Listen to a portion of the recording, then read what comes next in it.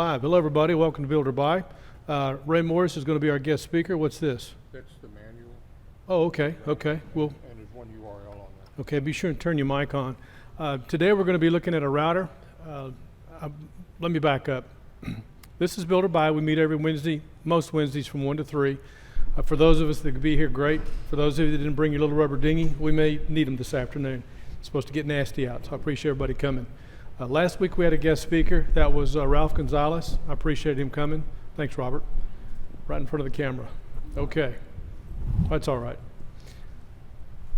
Let me pull those graphics off.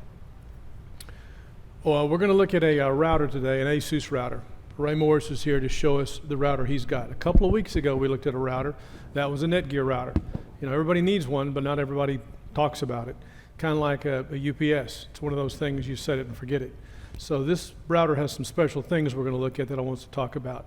Now, when we get through talking about the router, I want to look at some laptops because Tommy's here and Vicky's here, and I got a couple of options I want to show you of my opinion of what I think of a couple of routers. Of a couple of laptops. One laptop from Costco and one direct from HP. So I want us to look at those specs and we'll examine it. Some other stuff we may talk about, some of the news that's going on, but the big thing I want to do is this router right now. So I'm going to need some help probably with the cameras, Ben, if you can help us, because Ray's going to talk to us now about this, and I've got the laptop set up so we can plug this in and take a look at it. So, Ray, it's all yours. Okay. The router that I had been using is about 7 years old, and my whole perspective is based on that router. So everything on this is new, and I'm just amazed by it. But probably some of you have already seen a lot of this stuff.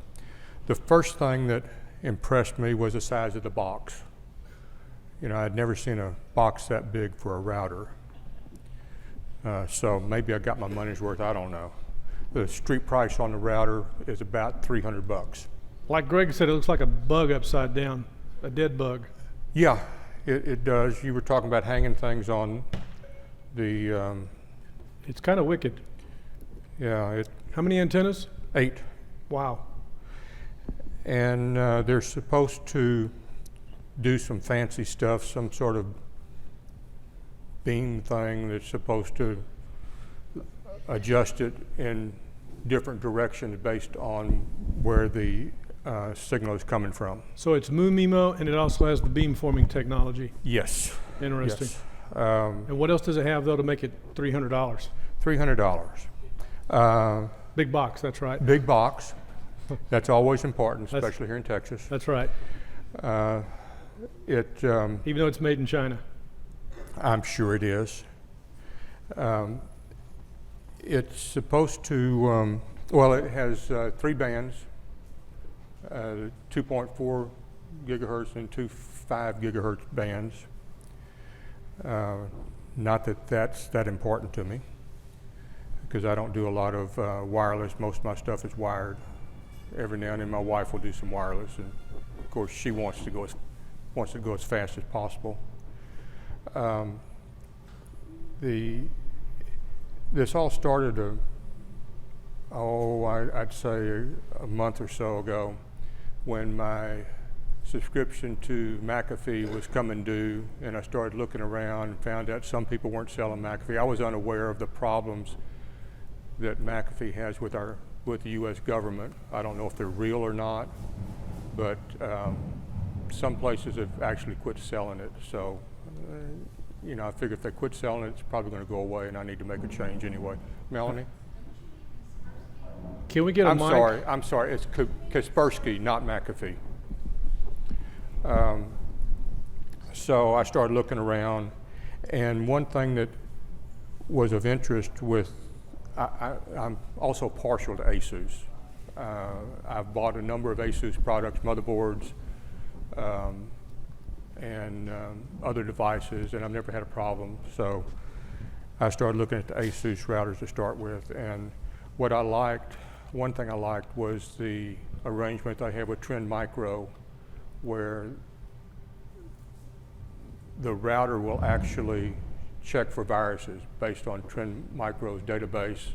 Supposedly when you ask to go to a certain place, that URL is sent to Trend Micro. Trend Micro blesses it and says, okay, let's go with it. That's good and bad. The good thing is it gets checked. How good, I don't know, but it gets checked before it gets into your network, before it gets to your computer. Does that process slow down the connectivity? I have not noticed, well, if anything, it's a little faster, but that may be just because of the router. Interesting. I have not seen any slowdown. Did you get this at Newegg? I got it at Newegg. Okay. Yes. There's 304 on that day. Okay. The model of 5300. No, 50. Yeah, the AC 5300. yeah, it's a RT AC 5300. They have another AC 5300, the ROG, which is about $50 more, I think. I didn't need what it had.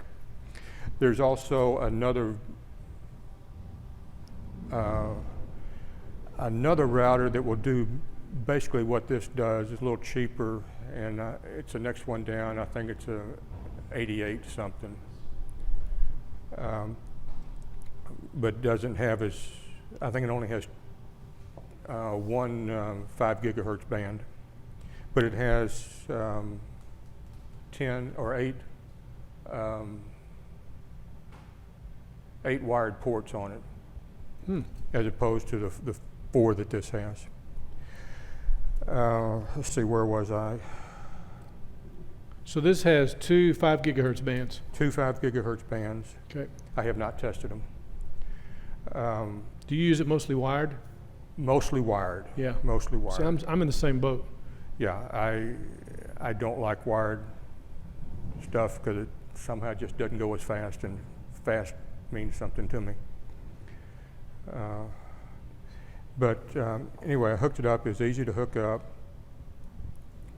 It appears that antivirus stuff actually works. Now, the disadvantage that some people complain about is Big Brother gets to see every place that you go. Is it actually an antivirus checker, or is it more of a URL checker? A URL checker. It's I guess But it's built into the router. I guess it's a blacklist. Interesting. Any idea how often they update it? Supposedly they update it continuously. Wow. Because they're going out to their server as opposed to being in the box. So what if you like set your system up to use different DNS servers? You don't? Well, funny you should mention that. You say NS servers. For name servers? For DNS servers? For a DNS servers, are you using something like? Funny you mention it. Okay. Yes, it does work that way. So you're going to their DNS server. No, You can still set your own custom DNS server and it'll still check and it doesn't slow things down. I haven't noticed any slowdown. Cool. I like that. It does. Anyway, we may need to look at it. And So are you using OpenDNS right now or something else? I've got OpenDNS, and I'm also using Google DNS. Nice. So, and it all, so far it all seems to work. I've gotten a possible improvement on my voice over IP, Wow. although that's just by the seat of the pants. I don't really know. You'll ask me another question. You're good at that. Another question. How about we plug it in and take a look at it? Okay. My curiosity is getting into it because one thing I did like about this that I remember you telling, account name and password. You can change the account name and you can change the password. Oh, one other thing. Yeah. Now I want to show one thing before we reset this Okay. thing. You got a paperclip to set it? No, I don't even know how to do it. Does anybody have a paperclip? Let me see. I don't know if it has a paperclip hole on it. I think you can do it through the software. That's power. That's the on-off button, Right there, that should be it. possibly. But I think you can do it through the software. Really? Yeah. Okay. We'll find out. That's an awfully large footprint. Does it have keyholes on the back for vertical mounting, or No. it did Really? not? Let's see. Sure not. Sure enough. Let's see the one we looked at 2 weeks ago, the Netgear, you could mount it to a wall. but you couldn't change the admin account. You could only change the password. With this, you can't mount it to a wall, put it on a shelf, but you can change the account name and the password. Account meaning you can change it from admin to something else, which that should be done. Yeah. Sticky tape, that'll work. Double-sided tape. That would probably work. Or nail. You know, nails work good. Want to plug it in? Yeah. Okay. Let me come around there.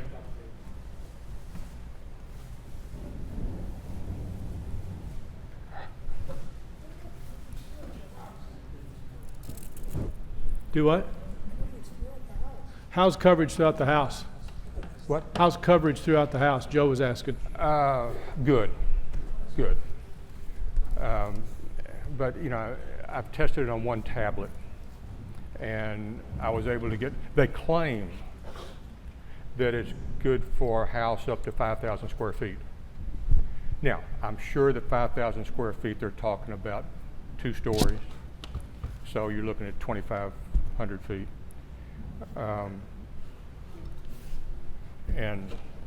But I have not tested it fully on that.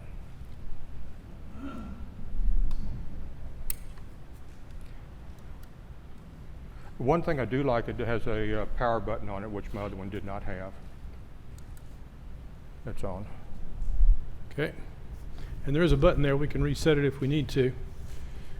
I'm going to get a cable together so we can plug into it. It takes a whole lot longer to boot up than my old one. I noticed that with that Netgear. It took a while. And I noticed that also with Lou's. Hers took quite a while to boot up. I was kind of surprised. Now, does this have lights on the front that show you it's booting? It does. And Got to walk around here. shows us right there. We can see it Yeah. on the camera. Okay, that's what I wanted to find out. It also has a button on it somewhere where you can turn off the wireless by just pushing a button. That should be WPS instead of turning off the wireless, but to set it so it makes it easy to quick access for No, connectivity. I think it actually turns it off. Really? Yeah. And I can't find it. Maybe it turns off the router, who knows?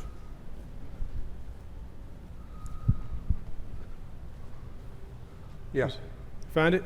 yeah, we've got a button for the LEDs, a button for the WPS, Oh, and I see. a button for Wi-Fi. How cool is that? I like that. And that was on the left side. Correct. Okay. That contrast with the black and white makes that a little hard to see. Sorry about that.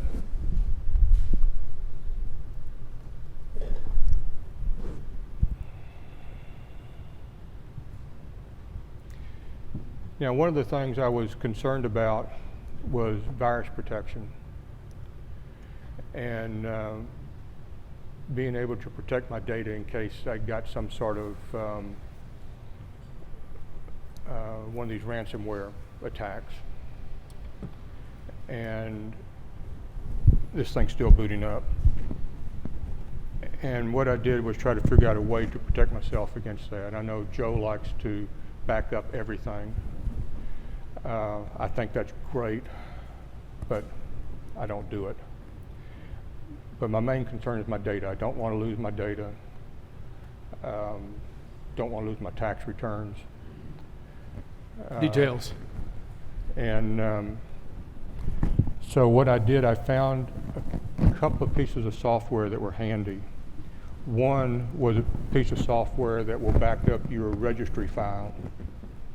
Instead of just backing up the registry to the partition on the hard drive, it'll back it up to a file, which normally you'd go through regedit and copy the file or export the file. This program does that, and it will do it. You can schedule it to do it whenever you want to. The other thing I found was a backup program that would allow me to back up certain directories to another hard drive, and it's not automated. When I'm ready to run it, I stick a hard drive in the computer, I run the backup software. When it's finished, I've got about 28 gigabytes of data that I back up. When it's finished, I take the hard drive out, put it in the safe. and then next week, just repeat the process. So it's real simple to do, and it backs it up in the normal file structure, so you can go in and look at the files that you want to look at. You don't have to have a certain program to restore the files.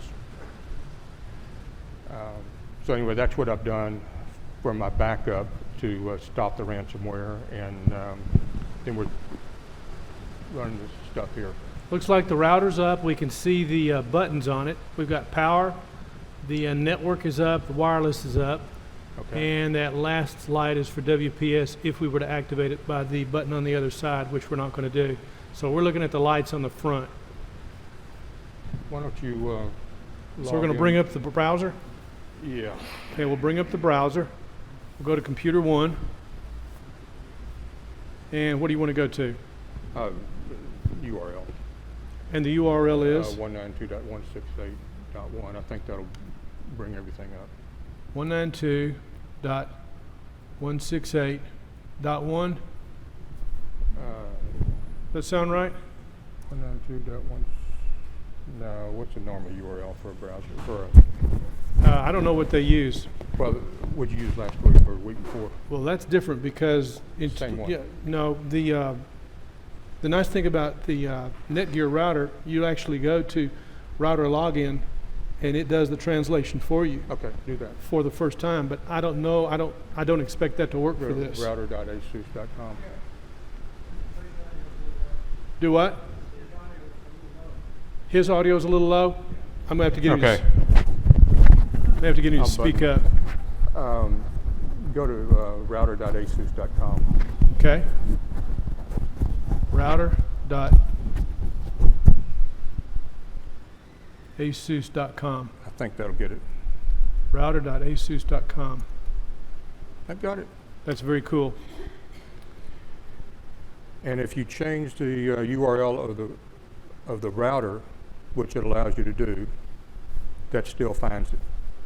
That's very cool. Router.asus.com. So you can key it in there. I got you a keyboard and mouse. I thought that would be easier than. Admin. So you haven't changed it. Is it admin lowercase? Yeah, I. Haven't done anything with it yet. Well, I did, but I changed it because I don't want everybody to see my password. Oh. Because I've had it for years and never changed it. Are you still using that pink pansies? Close to it. 80. I think that'll get it. Yeah, password 1234. Yeah, it wouldn't let me change the password back to admin. So I had to change it back to admin1, but don't remember that. Okay, AiMesh combines more than one Asus router to form AiMesh system. Interesting. Provides whole home coverage and centralized management. I want to set the device as an AiMesh router. Okay, it's trying to set it I up. want to set the device as an AiMesh node. Okay, it's trying to set it up. Is that AiMesh or Amish? Amish, I guess. Okay. So Let you me have an Amish router. Yeah, let me show you one thing. It's going to be hard working. Did you didn't reset this, did you? I haven't done a thing to it. Okay, let me see if it's. You may have to get rid of that screen first. Yeah, get rid of it. Click up there on the X. Okay. Yeah, I think it may be trying to reset everything. Security level shows the IP. Let's see, AI protection. Go there. Network protection.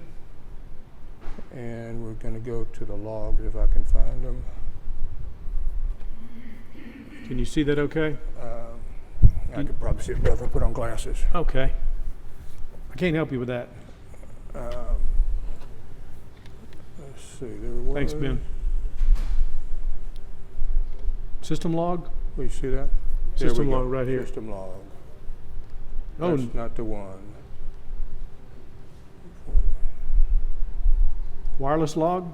That wouldn't be it. No, that's not it. It's, Let's see, we've got general log, wireless log, DHCP leases, IP6, router table, port forwarding and connections. that's not it. AI protection, network.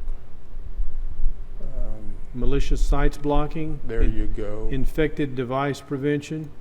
Interesting. Security events, no event detected. Okay. I wonder if it's already reset itself. It may have, here we go, 36 hits 36 hits from, from 322 to 328. wow, And there's the log. all external attacks. Check that out. Yeah, now, what I don't know is, Exploit netcore remote command, netcore router backdoor access.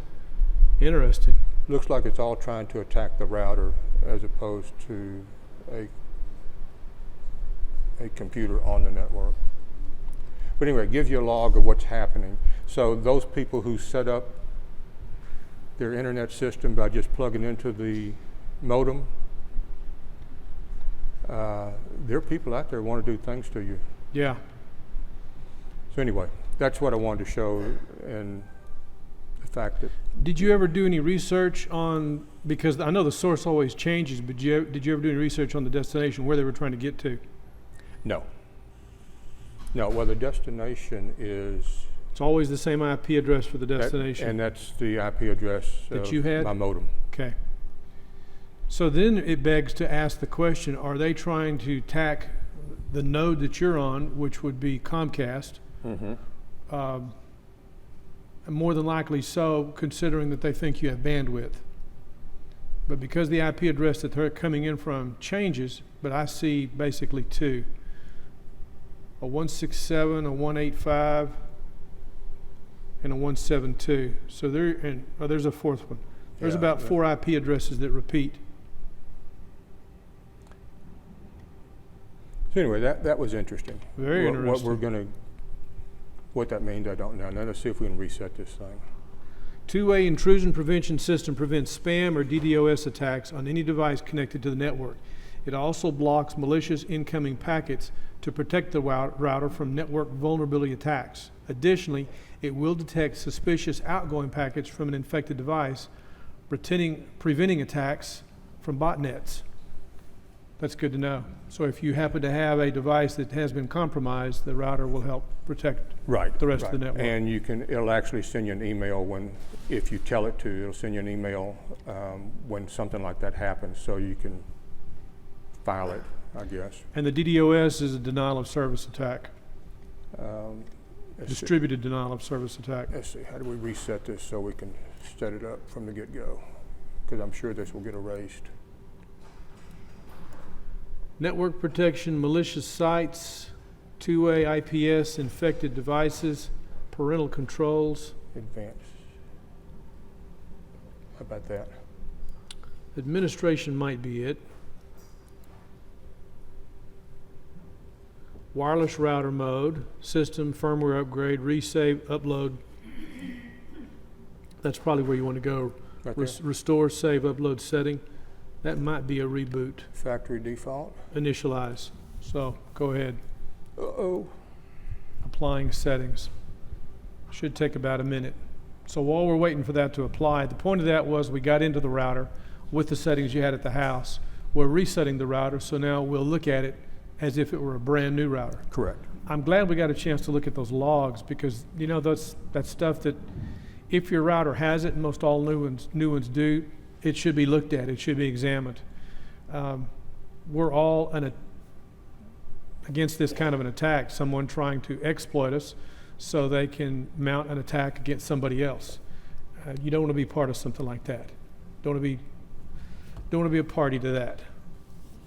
So even though you may think you're special, someone's trying to get into your computer, just tell them to move on. Which also is something we need to think about as we go further down the line. More of us are going to be after more bandwidth. For example, Dwayne is not here today. That's something, is he? Oh, there he is. Dwayne is working on getting more bandwidth. So as those of us who do get the bandwidth, my opinion is you're going to be of greater chance of getting someone to attack you because they want access to that bandwidth to mount an attack against somebody else. Therefore, someone like Dwayne is of greater risk. All the more reason he needs a better router, a newer router. So if Dwayne's got like a 2 or 3 year old router, Dwayne's definitely a candidate once he gets gigabit to get a new router because the technology's changing. Now, Dwayne, correct me if I'm wrong, but you have an Asus router and you log in via your cell phone. Hang on, Mike's coming. Yeah. let's wait till he get a mic so we can hear him. Yeah, the cell phone app is really great. It shows you every device on the network, and it allows you can update the firmware. You can do most anything from the app. So it's a very helpful app.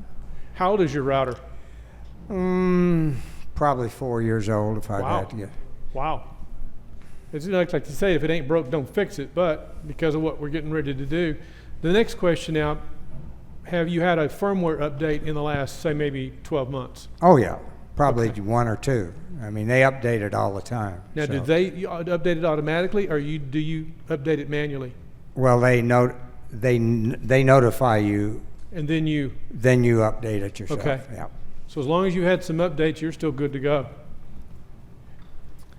Yeah, now, I have not looked at that cell phone app, mainly because I don't have a smartphone. You got a stupid phone, I've got a stupid phone, just like I do. yeah. My phone's stupid. So Dwayne may be able to add an awful lot to this presentation. Okay, so we came back up, router.asus.qiswizard, and it brought that up automatically. Welcome to the RT AC5300. So we're going to log into it. Do you want to do create a new network or manual setting? Go for it. Create a new network. All righty. Now, if we create a new network, we've got to do the network name for the wireless and also the wireless security. Or if we do manual setting, we can choose operation mode, which would be, wow, this is pretty cool. So you've got wireless router mode, which is default, repeater mode, access point, media bridge, or AiMesh. So back to the question when Joe asked about how's connectivity, this can be used as part of a system where you can set several of these things up around the house, and one can be the master and the other can, in a sense, be the slaves. And that would be for like this AiMesh. So you'd have this one primary and the others would be slaves that would be set up in either repeater mode or as an access point. That's pretty cool to know. So did you go with wireless router mode default? No, I went with manual, so go ahead and go with that. Well, as manual, Or most people are probably going to do the, as a manual setting, most people are probably going to go the other way. do the create a network. Yeah, I guess. All right. And if we're going to create a network, then it's going to make us do all this good stuff. Go ahead. Well, let me do all the work. You bet. Network name.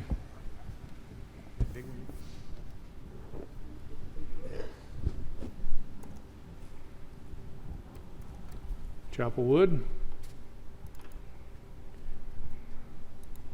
And just for the sake of convention, I'll do the same. The router login name, we'll give this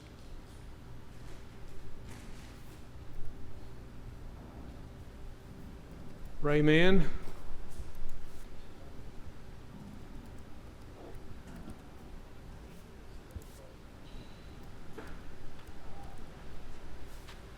Got an account name and a password. And that'll be case sensitive, that's important to know. Now then, step one. You change the SSID or security setting. This will result in wireless clients disconnecting. Please adjust the client settings for connecting again. So that's good for me to know. I'm not going to say the password. Wow, it just went on through.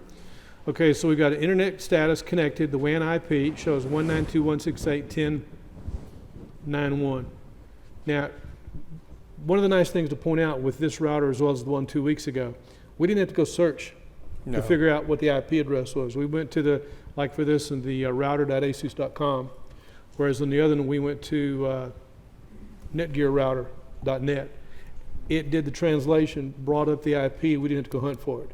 Otherwise, we'd have brought up a command line under administrator and typed in ipconfig /all to tell us what our IP address was. Yeah. This just cuts to the chase. And what's nice, if you change the IP address on the router, Yes, it automatically changes the translation. it finds it. And you can still go to router.asus.com. Right. I like that. Or if you key in the IP address, it'll bring up the router.asus.com. I like that. If you key in a different IP address, you get nothing. Interesting. So it's always good just to go ahead and use the name, Yeah, because it'll find it. And I like that. Everything, they make it easy for you. Now it shows, again, DDNS, we can go get that set up. It's enabled. Smart Connect status on, security, WPA2 personal. So we've got a 2.4, the first 5 gigahertz, the second 5 gigahertz.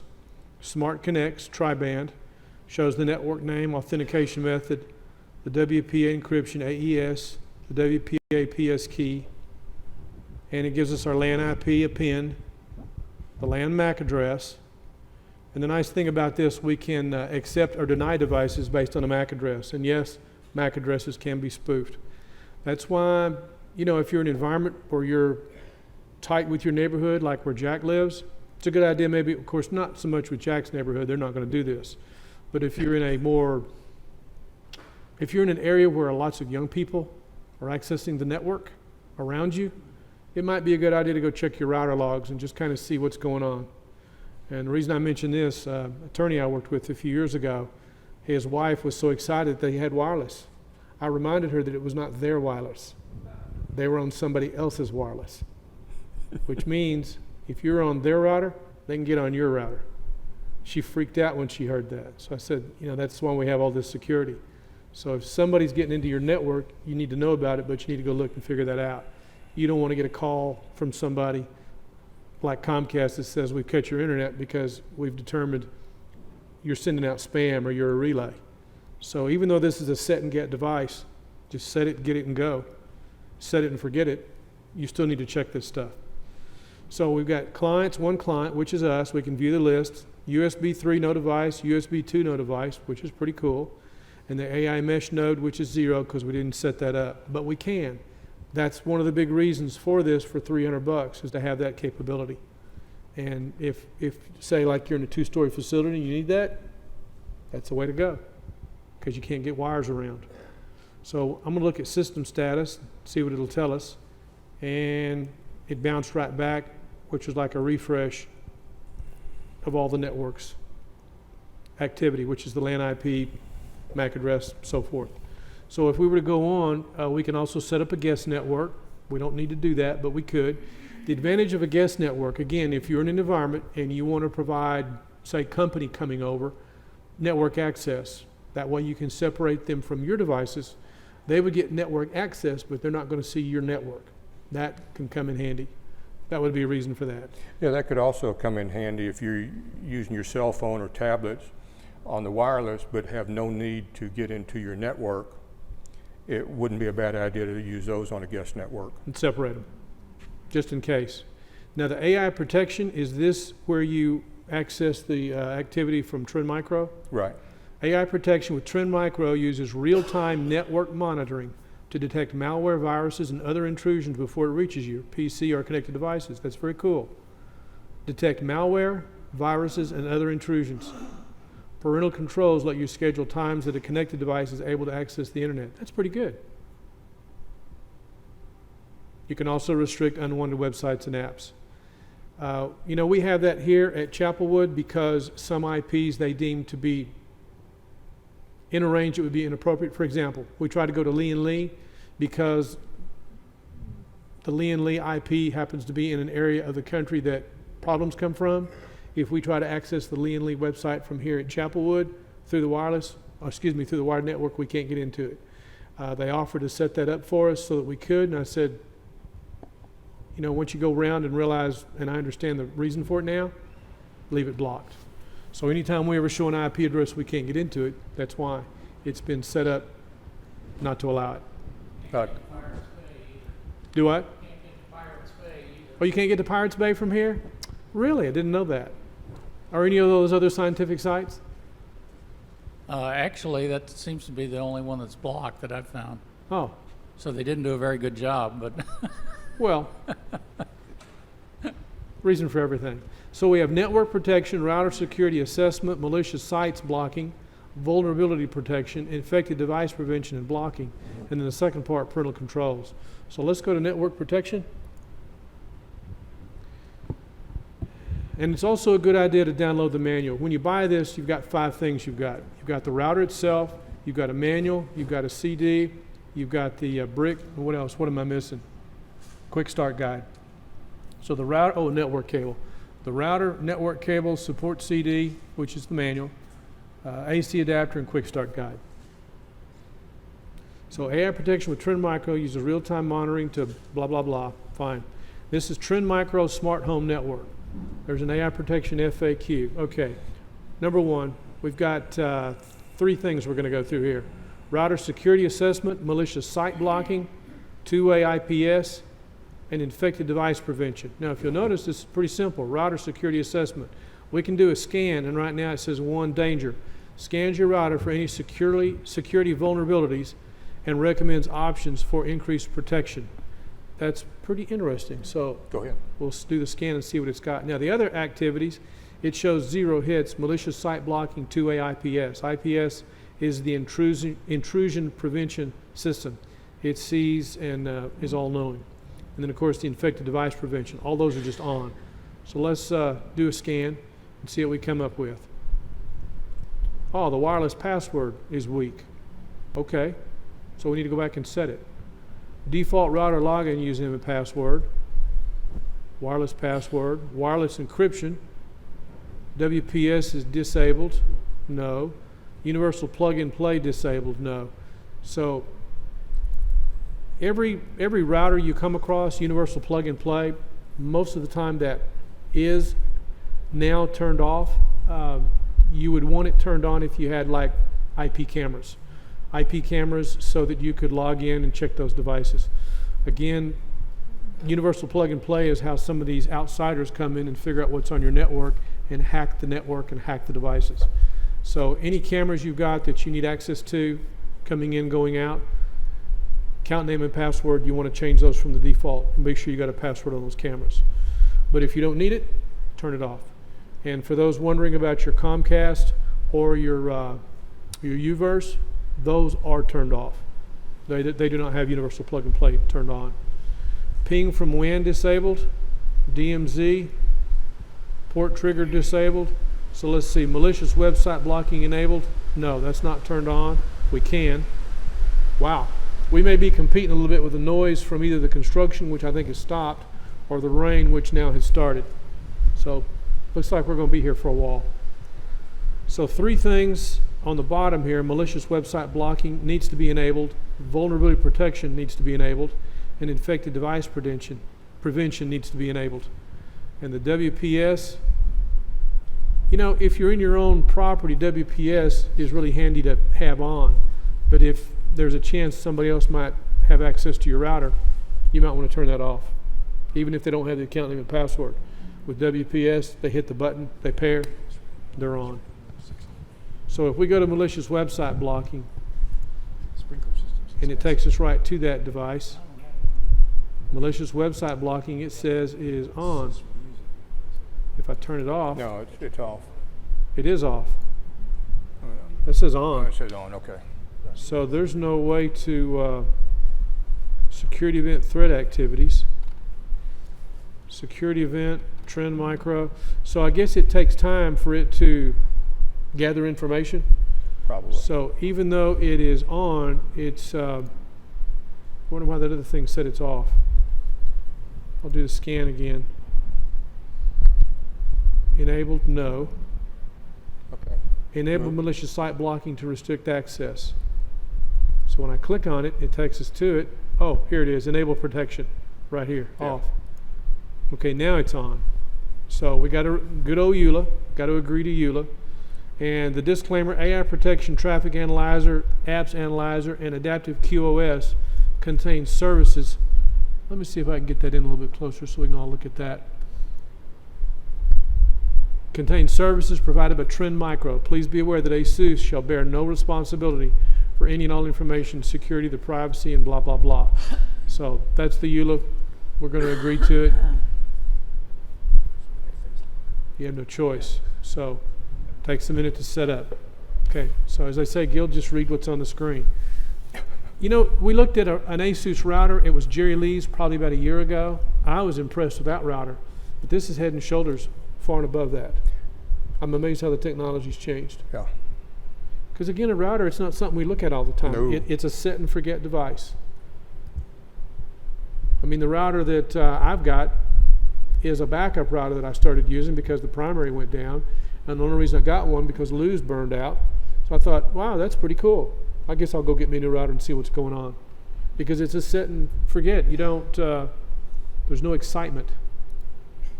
Okay, so now because we turned on that one thing, we've got malicious website blocking enabled. We have vulnerability protection enabled and infected device prevention and blocking enabled. So the other stuff would be the WPS. So let's go to WPS, takes us right to it. Enable WPS, it said turn it off. So we're going to turn it off. If you disable WPS, it will affect the AiMesh Wi-Fi connectivity. That's good to know. Are you sure you want to proceed? Well, we're not using AiMesh, are we? Not here. So, do you turn it off at home? Yeah. So we're going to turn it off here. Please wait. It applies those settings pretty quick. So we'll go back.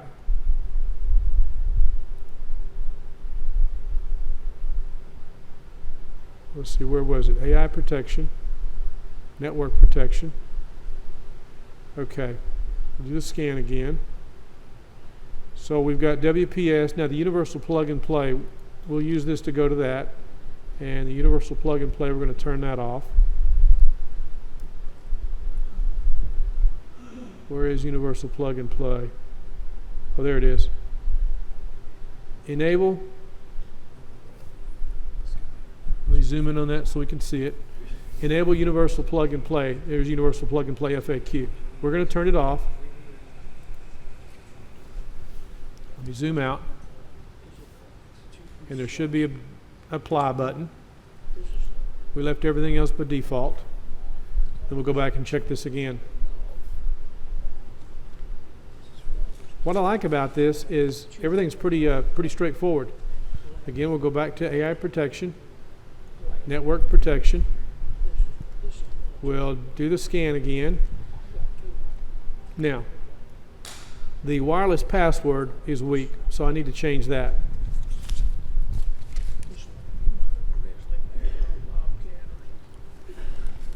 I don't imagine anybody here is going to be trying to hack the wireless password, so I'm not worried too about it. And if somebody were to ask me what it was, I don't remember. So the adaptive QoS. Oh, I like this. Now, you know what would be nice is if we had something like this as an application that we could pop up on screen on a desktop computer so that you don't have to go in the router and look at this, to look at your upload bandwidth and download bandwidth. It'd be nice. Or, you know, your ISP also has a thing for this. You can go to their website and check. But it'd be nice if you could see something like this on your desktop. Now, the desktop apps that we've used in the past, one of them does keep track of network bandwidth, but it doesn't have speedometers like this. I like this. So it shows highest, high, medium, default, low. So, and it shows the name of the laptop we're on, which I like. And again, I remember a couple of weeks ago I emphasized every computer on your network, even though it's going to have a unique name, set it to something that makes it easy to see and find. And the reason I say this is because here's an example. I know what this is. I know the laptop that we're on. This is the Asus. It's an i7-8550U. If I were setting this up with a network printer and I wanted to do scanning with that network printer, this is extremely essential to know which device I'm sending that information to, which device I'm trying to run that printer with. Otherwise, you look at a pad and you see those names and you're like, I have no clue. So that's important to know. Now, this bandwidth monitor also can do apps analysis. Did you have that on or off by default? I didn't fool with that. Didn't mess with it. QoS. QoS, I did mess with that. Enable QoS. With QoS, did you notice any performance hits? Not hits. Any performance degradation? I did not notice it. QoS ensures bandwidth for prioritized tasks and applications. Adaptive QoS ensures inbound and outbound bandwidth on both wired and wireless connections for prioritized applications and tasks via predefined drag and drop presets, gaming, media streaming, voice over IP, and that was your number one reason, voice over IP. Yeah, voice over IP, I put it up at the top. And then web surfing and file transfer. Yeah. Traditional QoS, inbound, outbound, via manual user-defined parameters. So did you use the adaptive or the traditional? Yeah, turn it on. Okay. And bandwidth limiter lets you set. You didn't I tell. use the adaptive. Did you tell Melanie you did that? That you set bandwidth limits? Oh, I'm sorry. I wasn't supposed to tell that. Not here. Okay. Like Melanie says, Gil, you're just a troublemaker.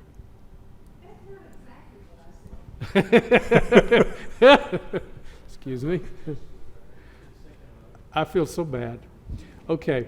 Adaptive QoS traditional. Did you go with adaptive and do predefined? Adaptive. Okay, we'll do adaptive, automatic setting, or manual. Try manual. Adaptive manual setting, and what you want is select a mode that best suits your current network usage. And I don't see one for. Try customize. Okay, we'll do customize, and that was voice over IP. Yeah, and I moved it up to the top. Okay, click and drag, and then video and audio streaming next, or file transfers. I did web surfing next. Okay. But We'll do web my theory surfing. here was, with voice over IP, I want to hear the telephone call. I'm not using it that often, so if it hogs the bandwidth while I'm on the phone, So be it. so be it. The gaming, I don't do a lot of gaming. I don't think solitaire matters. I don't think it will. But of course, if you're buying it from the Microsoft store that they're trying to force everyone to do that with. Oh, and keep in mind, everybody, since we're talking about Microsoft, spring update may start coming down next month. About the only thing we're going to benefit from, instead of your computer going offline for 2 hours while it does an update, it may take maybe like 30 minutes. So that's exciting. We're not supposed to complain about that, but I do. So we're going to do save. Yeah. Save. So we've got it set according to what we asked for. Enabling QoS may take several minutes, and we do apply. Upload bandwidth cannot be 0. Oh, you had to set a bandwidth? I didn't set that. Get the bandwidth information from ISP or go to speed test to check your bandwidth. Interesting. And they're talking about speedtest.net. Let's run speedtest.net and see what it says here. This is the one that uses Flash, so there'll be some degradation.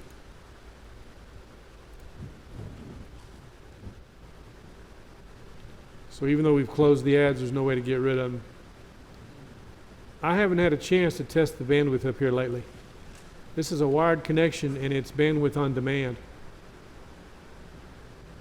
And this is AT&T fiber that I'm connected to. Even though we're streaming 1080, we could stream 4K.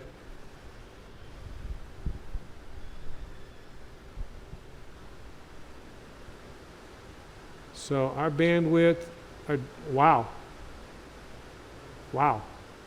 We are equally matched for download and upload. Ping 4 milliseconds, not bad. So download 85 megabit and upload 87 megabit. I've never seen the upload faster than the download. Yeah. That blows my mind. For a comparison, a 50 megabit connection or where you've got 250 megabit, which is what I'm supposed to have, my upload is where they really get you. And my upload is probably 10 megabit. Because the upload is where they get you, and that's what you got to have is bandwidth on the upload when you're streaming. With 87 megabit, we can definitely do 4K. What would it be without the wire, wirelessly? Well, this is AC3200, so wireless streaming from the device to the router is going to be extremely fast. Isn't this AC3200? Yeah. Why don't you check another rating service? Use another service, No, I mean, just check like speed, testmy.net. whatever. That's a good idea. Testmy.net is probably the most accurate because it does not require or does not use Flash. So we're going to do a combined test.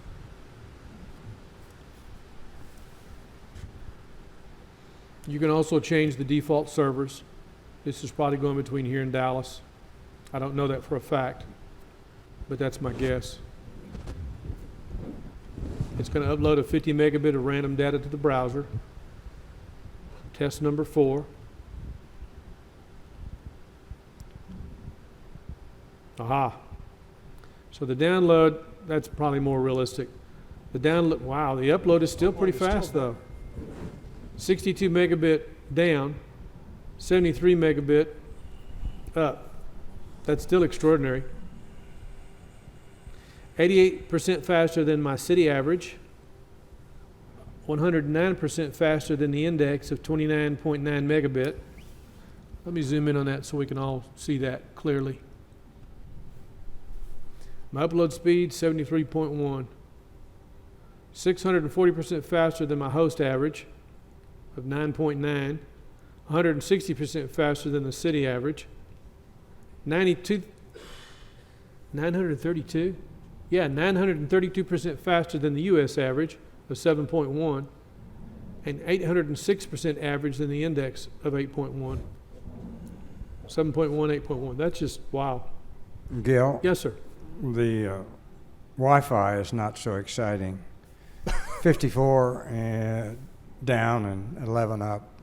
54 down, 11 up on the wireless. Interesting. I only got 21 and 10. Now, We may not be, come to think of it. you guys, We're not talking to the. that's okay. That's a good point. I'm glad you mentioned that. Remember, we have 2 networks up here.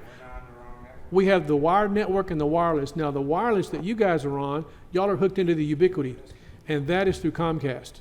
So what I need to do, that is a good point, and I'm glad you mentioned that. Let's do a test on your wireless device. Let's get you into the router. And the, see the network map, we are the wireless. Okay, the network name is Chapelwood. And I turned off WPA, so let me give you the password. I set, I'm on the CMC guest. okay, you're on CMC guest, that's through the Ubiquity. Do you see a network that says Chapelwood? Yes. Okay, and the password I set for that was, I didn't plan on doing that, so I didn't write it down. It should show it. Say the SSD is available. I need to go into the administration. Do what? You automatically connected to Chapelwood? Really? Even though I had a password on there?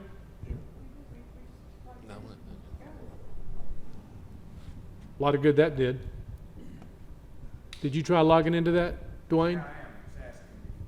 It's asking for the password. Okay, that's what I figured. Let me find it. CMC gas? No, it'll say Chapelwood. It probably says Chapelwood. Well, I don't know. Let's see, wireless. You're amazing. That's where I was. Oh, I'm sorry. The key is the same, Chapelwood. Sorry. The network name and the password. First letter C, Chapel, CHAPELWOOD. Capitalize the first letter, everything else lowercase. I didn't think to look over here. I've got the ability to do that from this desktop. Yeah, Chapelwood secured. I see the CMC admin and CMC guest. The guest is open. The Chapelwood is the one secured, and that's us. That's this Asus router right here. So I put the account name and the password the same. I didn't plan on doing that, but I'm glad you're doing that so we can test it. Let me know what you get. You on it, Nick? Chapelwood. Capital C. Chapelwood. Account name and password are the same.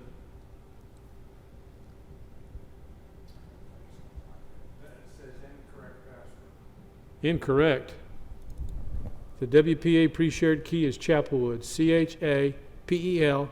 I got 48 down and 45 up. Yeah. That's still pretty slow. I would have expected faster.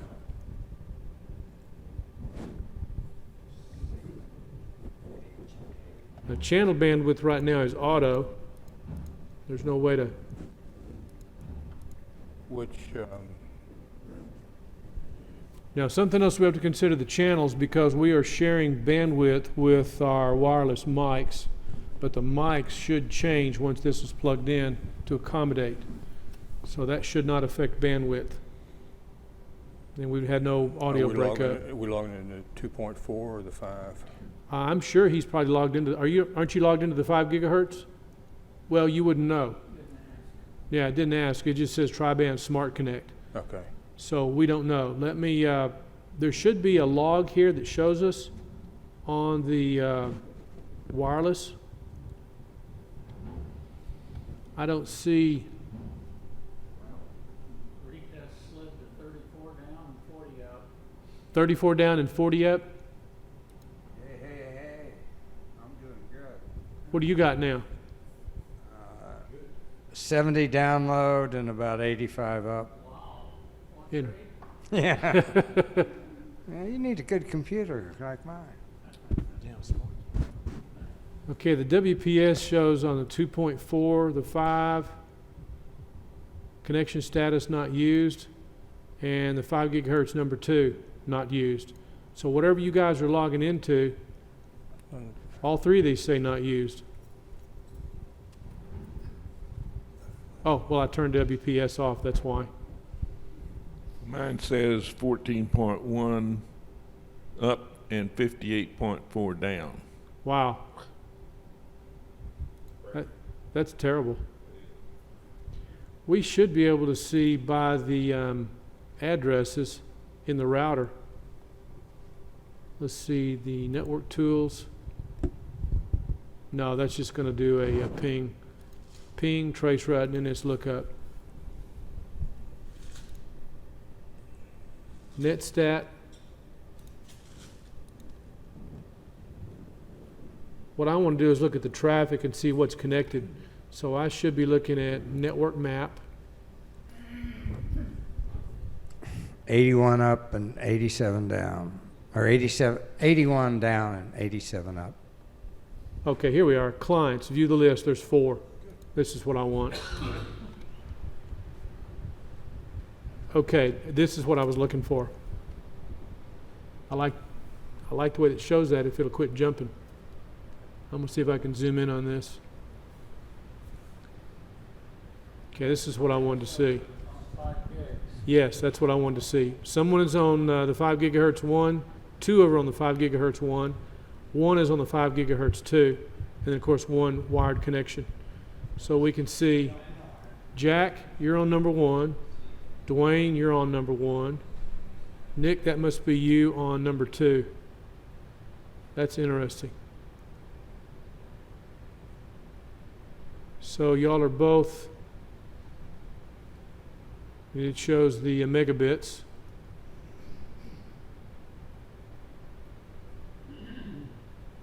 Pretty good connectivity. It's not 1 gigabit, but it's pretty good connectivity.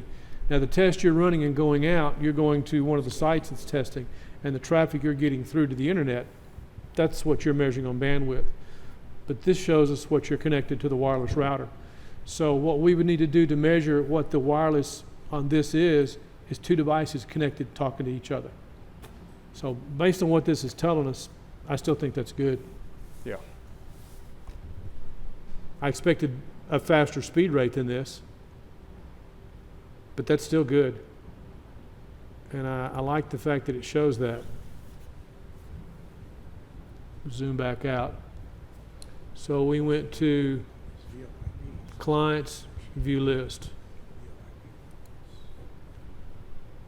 And we can also export that list. What I did not see was some way to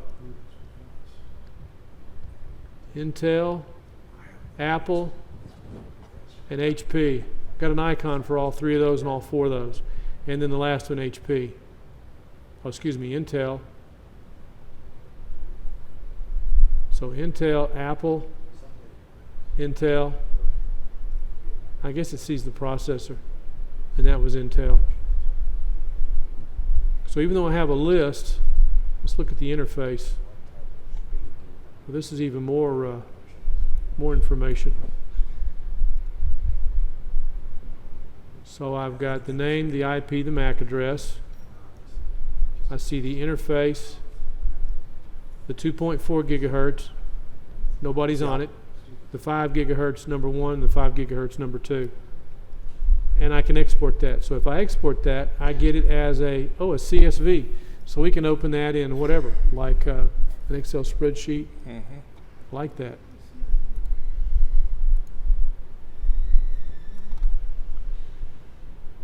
Now, if we were to want to go into the router and hardwire those, we should be looking probably either at administration or everybody calls it something different. What we're looking for is DHCP reservation. Let me see if I can find it.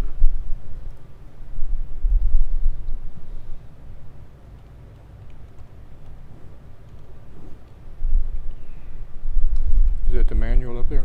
It is. Okay. I'm looking at the manual. DHCP.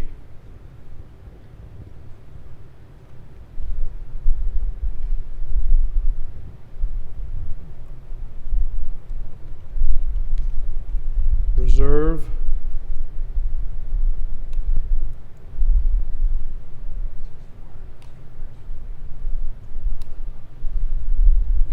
Nothing for reserve.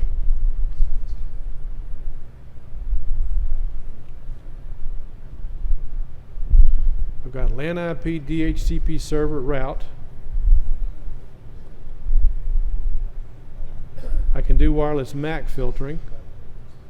Oh, this even does dual WAN. Yes. Didn't know that. I didn't see that based on the way the back looked. The firewall URL filtering, operation mode. Well, they're calling DHCP reservation something different.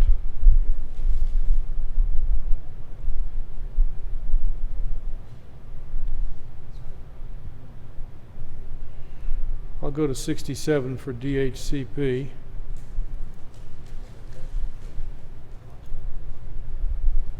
DHCP server.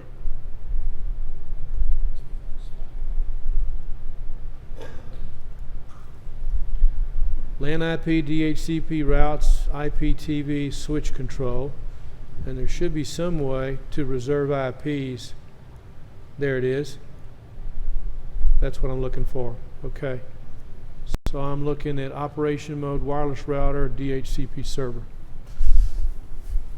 I didn't see that. Network. That would be under, I guess, LAN. Network, LAN. There it is, DHCP server. That was interesting finding that. Okay, manually assign IPs. The maximum limit is 64. So what I want to find, and there they are. All these computers, what I would do once you have your network set up, and again, this is for the sake of making it easy for devices to connect and so that there's no conflict on the network. This is a DHCP reservation, but that's not what they call it. They call it manually assign an IP around the DHCP list. Take each one of these, select it, it brings up the client MAC address and shows the IP address. Do an add. Now Ray's going to reset this so it doesn't matter. Do an add and go through all the computers that are on your network that you want. Now old routers, you had to do these one at a time, but I'm doing all these right real quick. and set all the devices you want to be able to access your network at that IP address with that MAC, so that the next time that device logs on, there will not be a conflict. Otherwise, if you don't wire these IP addresses, the devices come out in a different order, there will be a conflict until DNS resolution occurs. It'll take about 11 minutes. So if you do I've never heard of that. DHCP reservation, Right, and I've got at least 12 or 15 devices, and I've never... you never had a conflict? Nope. Well, this will help to eliminate that conflict problem. Also, if you're setting up, again, a network printer, and I say this because we're getting a lot of traffic of people looking at the network printer that I put an article up on, how to unbox it and set it up, how to do the network print, and I'm going to be doing another video soon on how to set up the scanner. And this is extremely important for the scanner because there's two parts to setting that up to scan. You've got the driver and you've got an application. And if you set everything up accordingly and you hardwire these IP addresses, you will see that computer show up on that panel. You want that printer to always show up in the same place on those computers so that you can scan, and you want those computers to always show up on that printer in the same place so you can go back and forth. I have 2 printers that are both scanners, and You never had a problem. never had a problem. Well, Okay, I had my printer on the old router. I assume the same one here, and it may be the printer driver that caused the problem. But I had to hardwire it to a particular IP address, and the same way on the net attached storage. and once you did, the problem stopped. Yeah, problem went away. I could address the printers by an IP address. Yes, Robert? I'm coming a little late to this. Are you saying there's a way in the modem, in the router, In the router. to fix the IP addresses assigned to each device in the network? Yep. Is that standard, or is that something that this one is doing better than the others? All of them do it, but this one calls it something different. But it's DHCP reservation. That's what it's always been called. DHCP reservation. All right, Yeah, I'm going to write that What you're down. doing is you're reserving an IP address so that that IP address stays hardwired to that device. So when that device connects to that router, it says, this is what I'm going to give you. The computer says, okay, I'll take it. All right, Otherwise, so- the computer will take whatever the router's given it, and it could be something different because IP addresses get recycled. Right. And So if, go ahead. until you change the router, then it would be set. And that's right. You want to hardwire this in the router so that the Yeah. router always gives that same device that same IP. That's another way to help secure your network. Well, this, you're talking about 10 minutes, I think, to do it.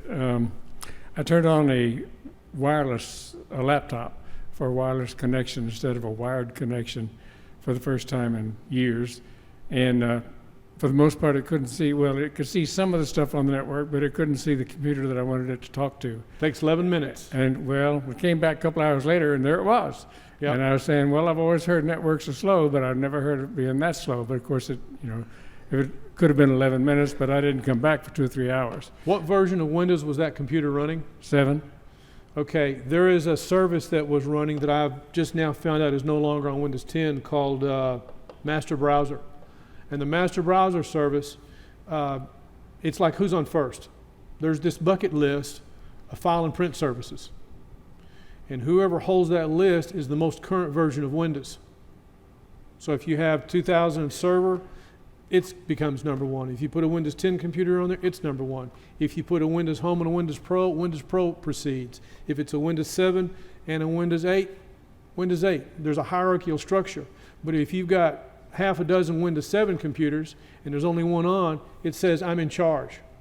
If you turn another Windows 7 computer on, it says, well, I may want to be in charge. So it takes 11 minutes for them to talk, argue, and say, okay, I'll let you have it or I'm going to take it, but only one of us is going to get it. By default, in the past, everybody wanted to be in charge. Mm-hmm. That service has been turned off in Windows 10 that's supposed to make all this simpler and easier. Okay. But what I'm saying is to simplify your life so things connect faster and things always connect where you want them to so that they work. DHCP reservation. Go in and set these IP addresses to those devices. Now, that not only keeps what you have working, but again, this is a set and forget device. If you ever go in and you see an IP address set up to some MAC address that you don't recognize, then you can go, I wonder who that is. Somebody's on my network. You can block them by MAC address. If you reset the router with a paperclip, does it undo that? You blow everything out. Okay, well, I have recently had 3 different IP addresses assigned to one of my NAS boxes. And the other one, for some reason, sticks. The reason it probably sticks and you're fortunate is because some devices and I'll use a managed switch as an example. If a switch is in managed mode, it has a specific IP address that it uses. But then you have to hope that the IP address it uses is of the same range that the router uses. Right. Fortunately, that network attached device wanted an IP address because it says this is what I want and this is who I am, and the router was in that same range. Mm-hmm. Otherwise, if it had been different, somebody had to have been changed, namely the router, so you could find that network device. Well, mine's changed twice. I've had to reset the router a couple of times, I think, because of lots of problems. And so we finally just bought another router and said, this one seems to be working, but maybe it's been flaky lately.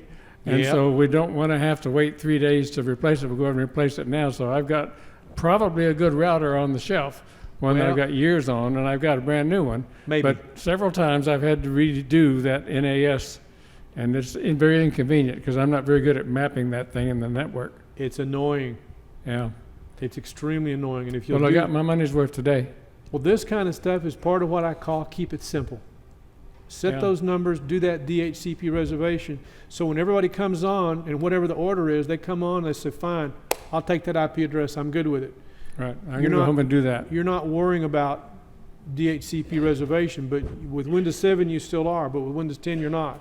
But you're still trying to figure out who gets that IP address. If somebody else had it, well, I want it, I've got to wait till the router releases it. So you got your quarter's worth today. So this is just Jill? one of those little things. It's like, dot your I's and cross your T's. It's simple. It's easy to forget, but this is part of the set and forget. When you set up the router, set these IPs. Yes, Robert? Question, in Yes, the sir. networking area, for some reason, my desktop no longer recognizes itself on the network.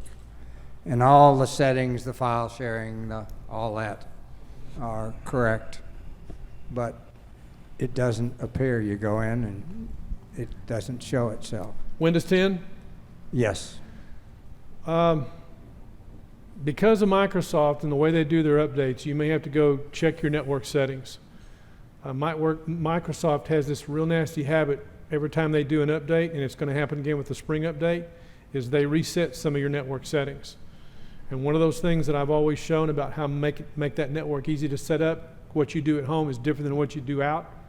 They will reset that, and that may be what's going on. You're going to have to check all that stuff. But Why isn't it seeing itself? where would I find the settings apart from the file sharing, the standard to put it on the network? Okay, first of all, when you're going to do a network on a computer, a brand new computer, if you'll bring up the flag E, you get the Explorer window. If I click on network, by default, right here, it says network discovery is turned off. Okay. Network computers and devices are not visible. Please turn on network discovery in Network and Sharing Center. So when I say okay, again, I have this little box up here. I can click on this and turn it on. Okay, it's on because it's recognizing my laptop, which is on the network.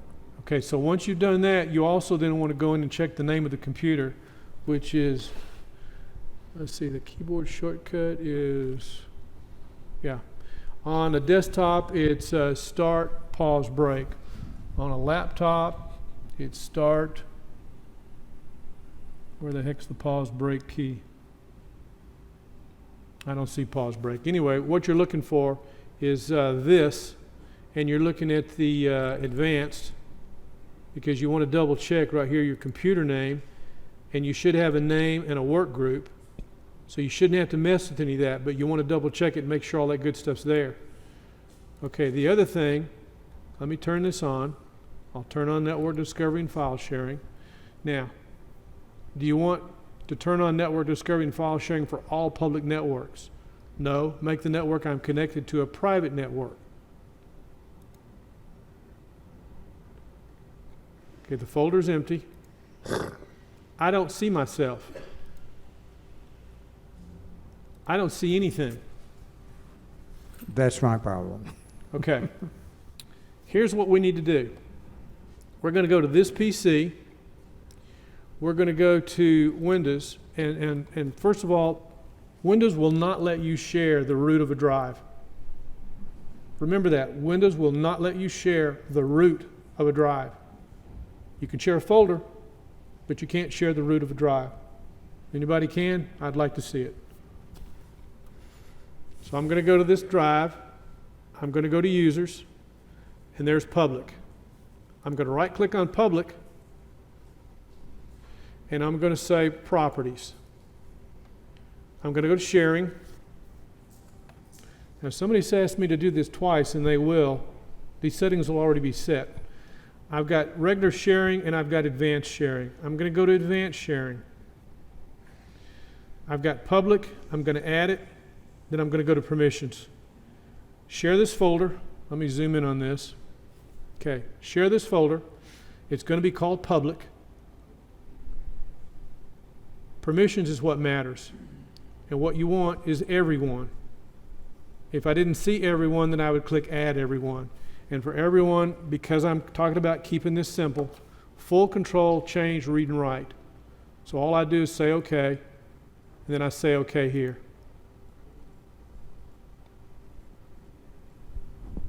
And it shows what the path is going to be. So I'm going to say close. Let me zoom back out. I'm going to click on network, and I'm still empty. So we'll go back to password. We'll go back to this PC. Click on the C drive. Click on users, public, properties, sharing.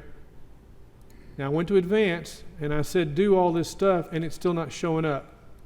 Okay, now we're going to go look at just sharing. And if you notice, everyone's in the list. They've got read write. Now when I click on this button sharing, now it's going to work. If you have trouble sharing, there's a thing there you can go to, but you want to make sure everyone has read write. This is part of the keep it simple. Otherwise you can change everyone to just read, but there's another step we have to do after this. So we're going to say everyone share, and it's going to go through this blah blah blah. Do you want to change settings? See user public desktop. I'm going to say yeah. Keep everything like I've just said it. So the folder is shared. You can email someone links to these shared items, copy paste the links. Yeah, good luck with that. Anyway, I've got my share. I'm done. Close that. Now let's go to network. I still don't see myself. Just a minute. F5. Hey, Gil, Yes, Joe. on my router, Yes. you know where it says allow 0 to 255 for automatic? I changed that to 20 to 255. So anything below 20, I can manually assign the IP address. Oh, good idea. So I've got 4 computers and a TV set and printer and scanner, and they're all fixed IPs. Yes. So those below 20 are not available for assignment. Interesting. And I always have the same order. That's a good idea. So you do that instead of DHCP reservation. Yeah. That's a good idea. Okay, network. That should have brought that up. Users, public, properties.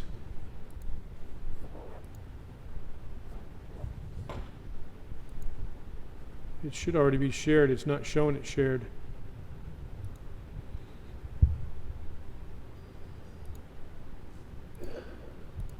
Okay, let me go down here to the panel, the network. Microsoft has changed the way this behaves. Right click, open network. I've got to go to Ethernet.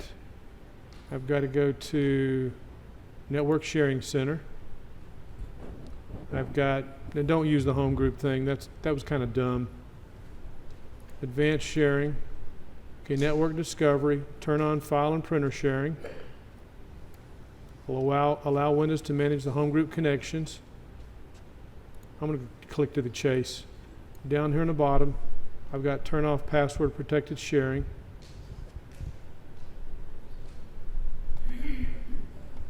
Yeah, turn on sharing so anyone can read and write files in the public folder. The guest or public is off and off.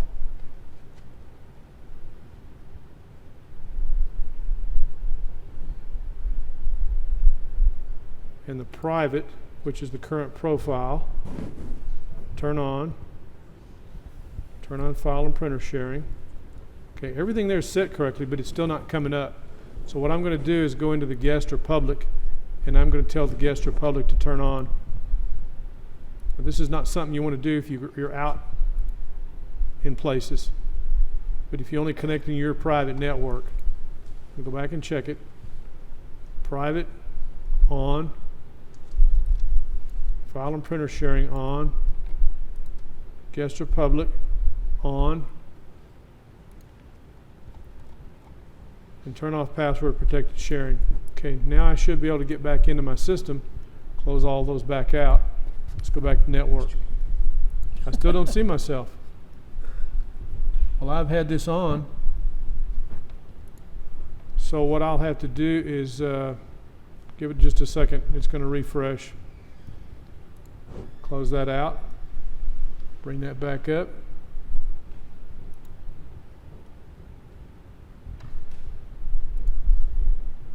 No, I don't want the home group. I just want the network. Can't believe I'm not seeing myself.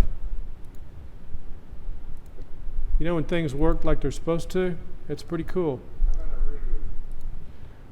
Used to, you had to do that, but I shouldn't have to now. But that may be what's required. It should just automatically show. It's as if it's not taking, and I don't know why. Everyone is there. When I click on share,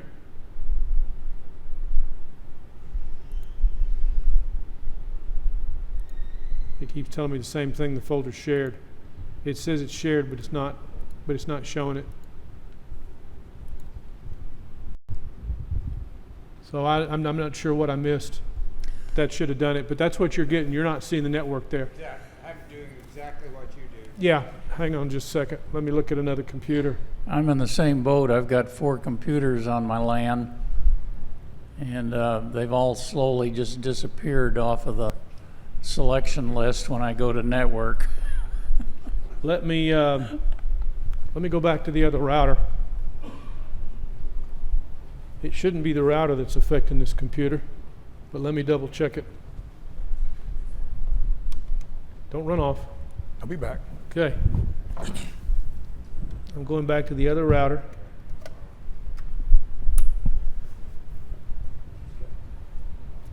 We'll see if we see network resources now.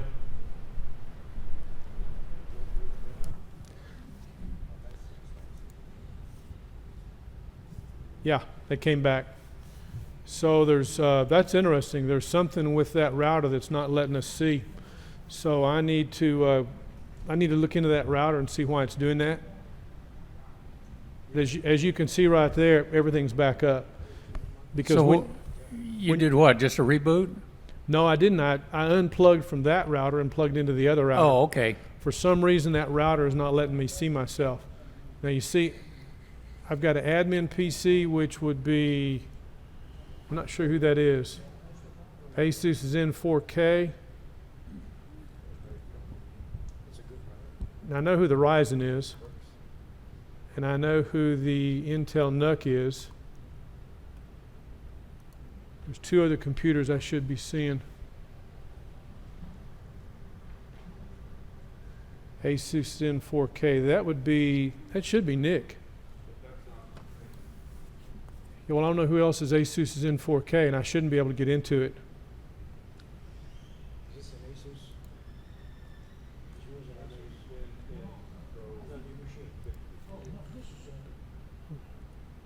an Asus? F5. I'll do a reset. HP? But you see, I still don't see myself.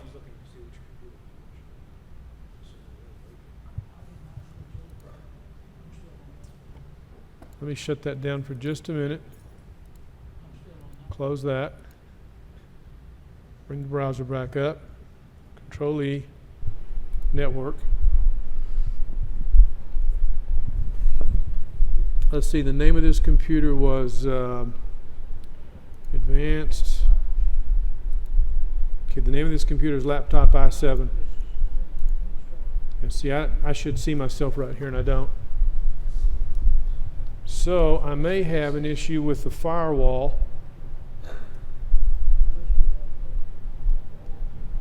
Let me refresh the network up here. Admin PC. Who is admin PC?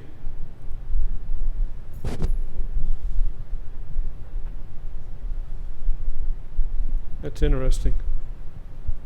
Let me check this one over here.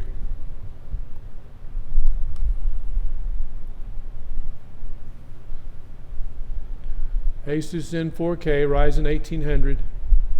Yes, sir. Okay, thank you. 3 and 4? Okay. I've been expecting that to happen. That Asus Zen is not what my computer's name is. The name is Win 10 Pro 64. Don't know who that is.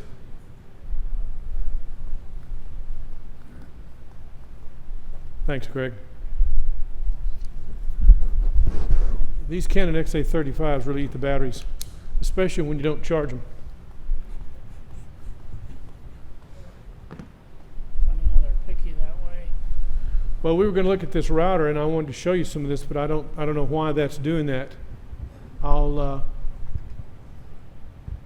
know what has happened in the past, and I've always been able to fix it, but I'm not able to see myself. So the next thing I'll have to do is take a look at what's going on with the firewall. But because I've changed routers, I can see the other computers in the network, but I still don't see myself. I should see myself in that list. For example, let me pull up another computer. Go to the network. I've got the Intel NUC. Yeah, the 8350. There's been an update. Microsoft has messed with that one. The other thing I noticed, Gil, on my network, Yeah, I can see my machine as a media device, yeah, but I cannot see it as a network device. As a network device. Yeah. This has happened as a result of one of Microsoft's updates, and I'm not sure what they've changed this time. I need to do a video on this because everything should be where you this PC, and you go look at the C drive, and you look at users, you go to public and properties, and then you share. And usually advanced sharing, what you're looking for is the permissions. You want everyone, which is already there. So it's not like I have to go out and add anything. It's there. And that's always been an issue, having to add it. So share the folder, public. It's already done. If I click on this other button to share, you got the same thing. If I couldn't find everyone, but everyone's there, read write. That's what I want. So I would say share, which it already is. Change the settings, done. Show me all the shares on this computer. It brings this up. Aha. So all we had to do was wait. Isn't that interesting? Why did it work this time? It didn't a while ago. See that view right there?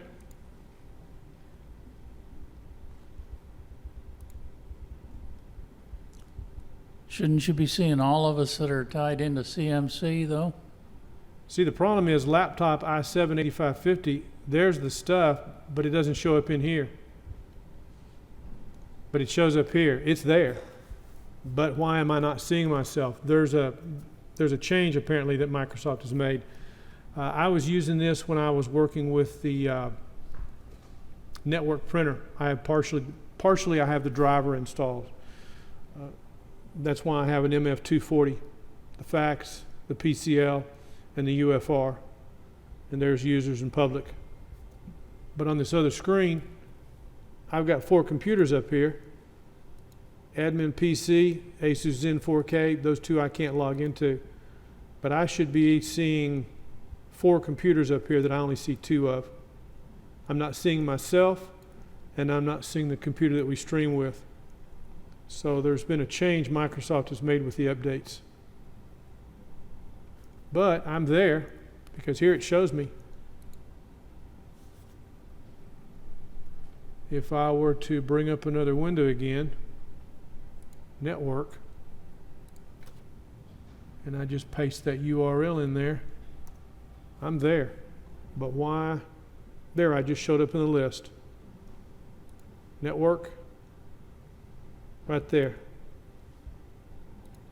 It doesn't show up here admin, Intel, Asus, or Ryzen.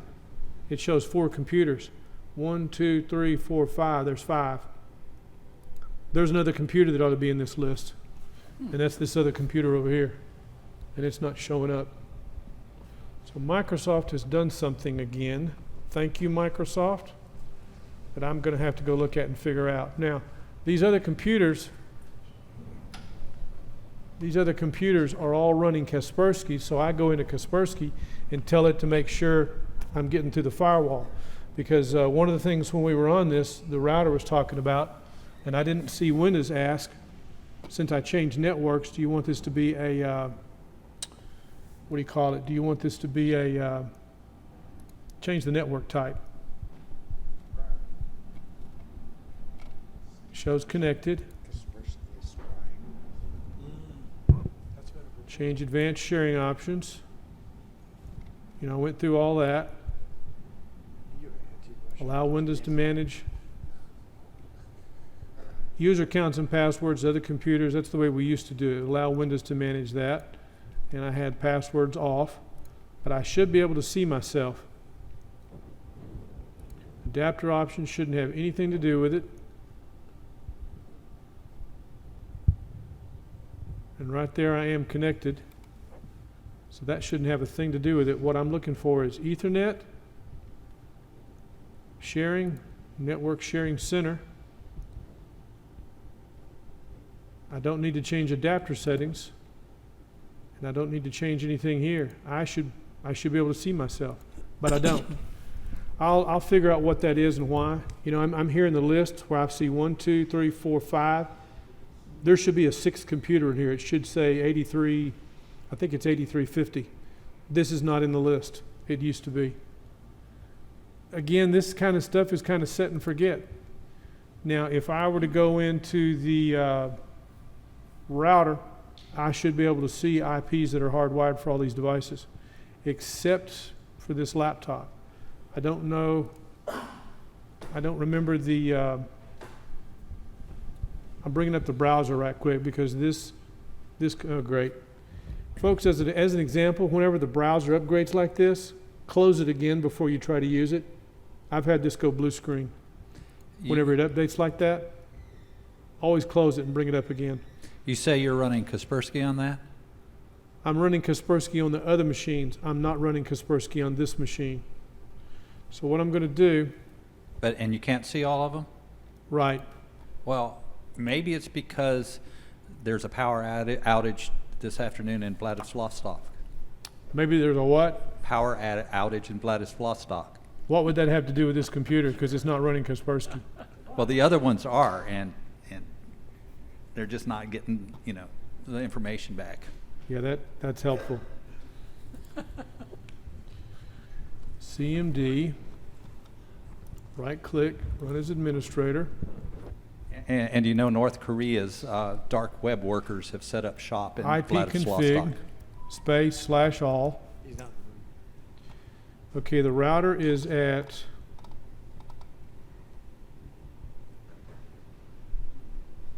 okay, I'm going to command, edit, mark. I want 192.168.10.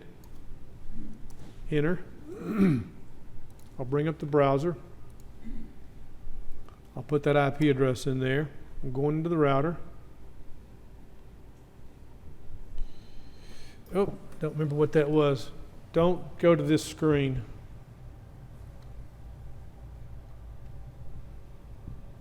I've got to go look this up.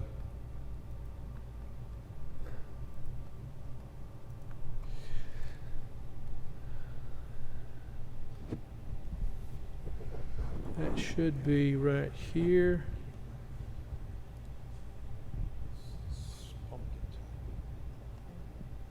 Okay. If I set that right. This is a MikroTik router. It's never on long enough for anybody to get into it, so I think that's right. Yep.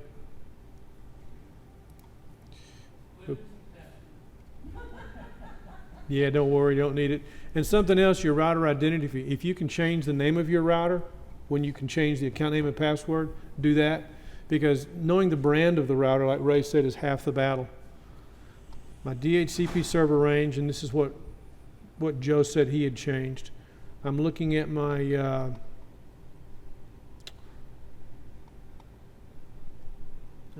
reservation, and again, like I said, this is set and forget, so this one's a little bit different than the others are. Routing, system. I forget where they keep the reservation.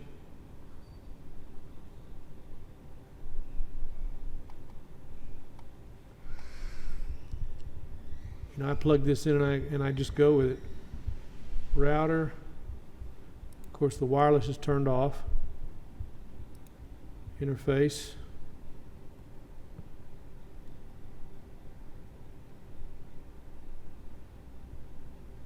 Lots of activity.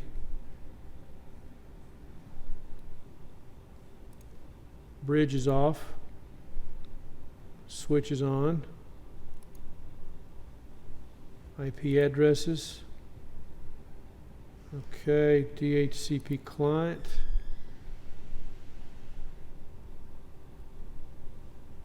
DHCP server. DNS.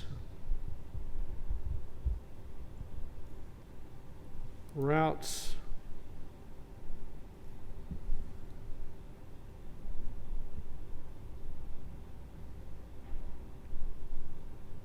DNS.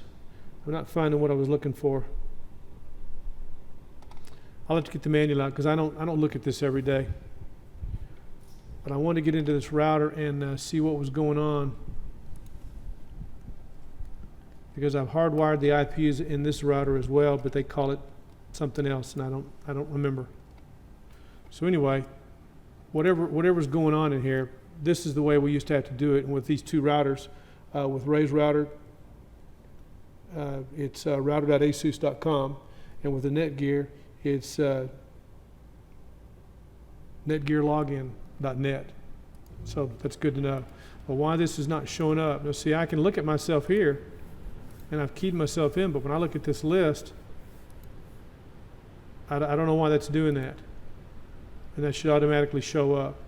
So this problem that you're having, Dwayne, I'm gonna figure it out, because I didn't realize this was a problem. I know every time Microsoft does the updates, you have to go back and set the security to get through, but something else has been set to cause this to get blocked. It could be something with the firewall, and again, Microsoft has changed the way some of this stuff behaves.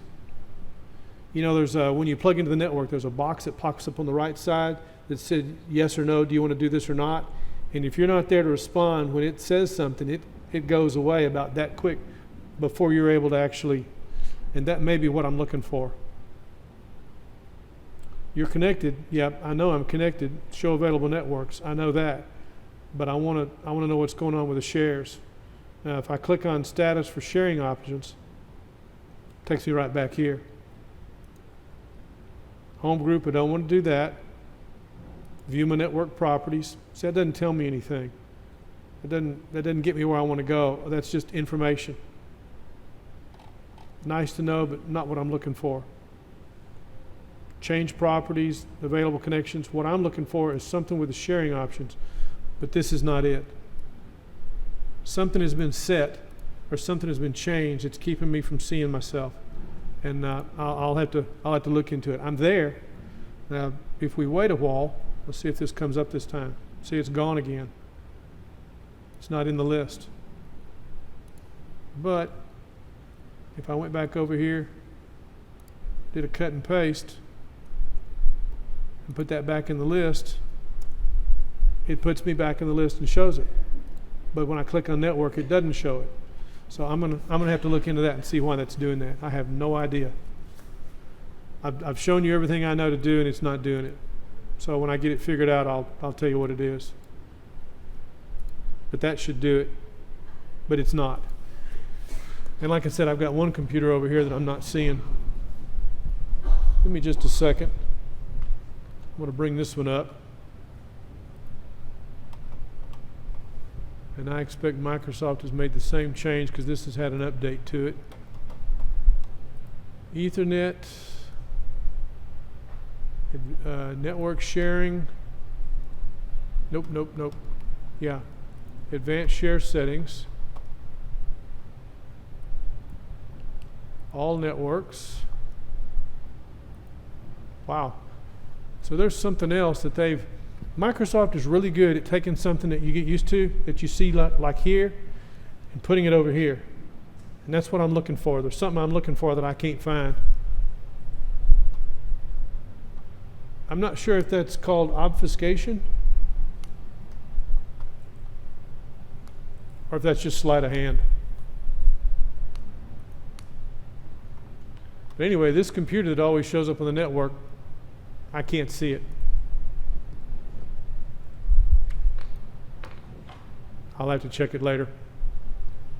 It's important I'm able to share resources up here, so if I need to move something around so we can look at.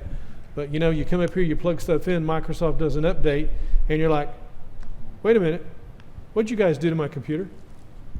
Thank you, Microsoft. Change for the sake of change. So anyway, I want to go back into Ray's router. Found out I had a problem I didn't know I had. I'll make a video on that because it's if you're having that problem and I'm having that problem, can you imagine how many other people are having that problem? As Joe would say, if you got it, somebody else has got it. Have you ever seen that do that, Joe? You have a different problem with the network. Oh, a neighbor problem trying to get into your network?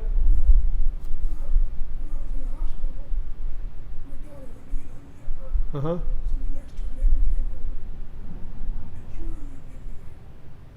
And it did what? Oh, jury rigged everything.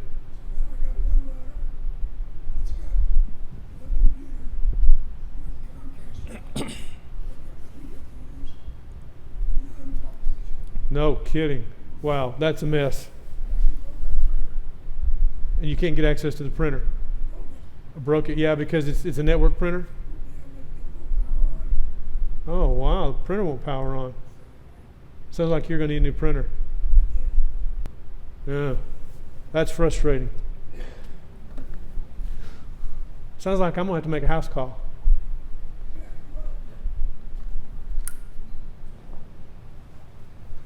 Let's say you got a big screen TV we can put in the garage. We'll be in business. So folks, we're going to be meeting out at Joe's one of these days soon, so that'll be cool.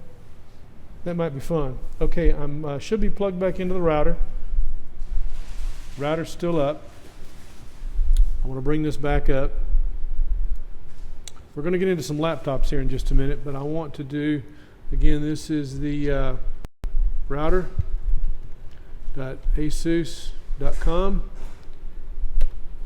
and that is just so cool. Otherwise, we have to bring up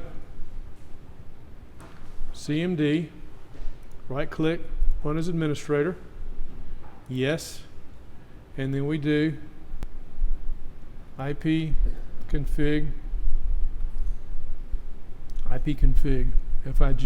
ipconfig space /all, enter. And There's the IP address. Edit, mark. 192.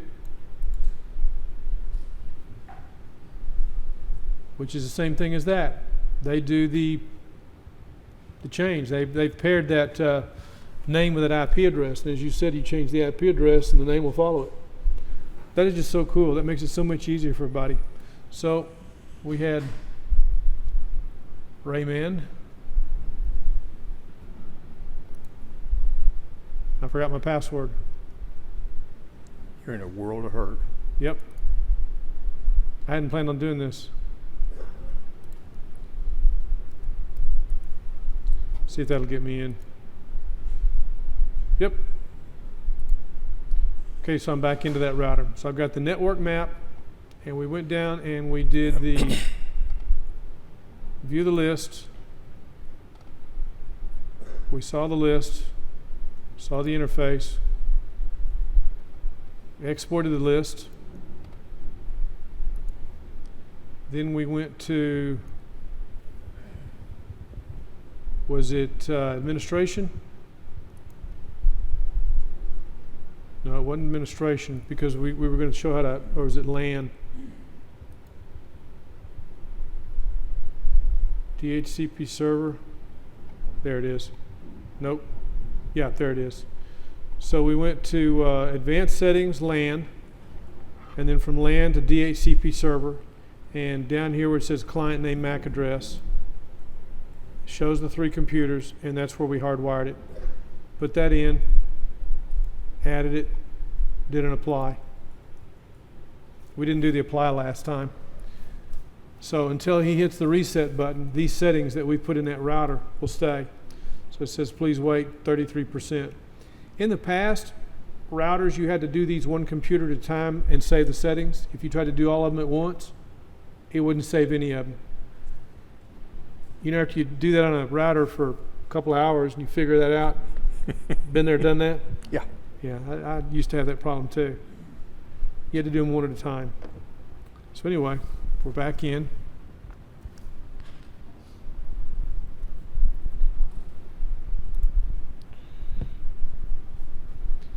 And it's going to remember the password. So I'm back in. So is there anything else you want to tell us about the router? Well, the only other couple of things you can plug into it, you can plug a hard drive into it. You know, I'm curious about that. You can plug a USB 2 or a USB 3 device. Have you plugged in a USB 3? I have not. But you can plug in the hard drive and set up a cloud. I don't know how to do it. Haven't tried it yet. Maybe I guess I could plug a memory stick into it. When you get around to it. Yeah. And the manual is on that. Yeah. And let's see, what else could I do? Do you think it's worth $300? Probably not. Well, let me put it to you this way: you're going to keep it Oh, yes. because you like what it does. I like what it does.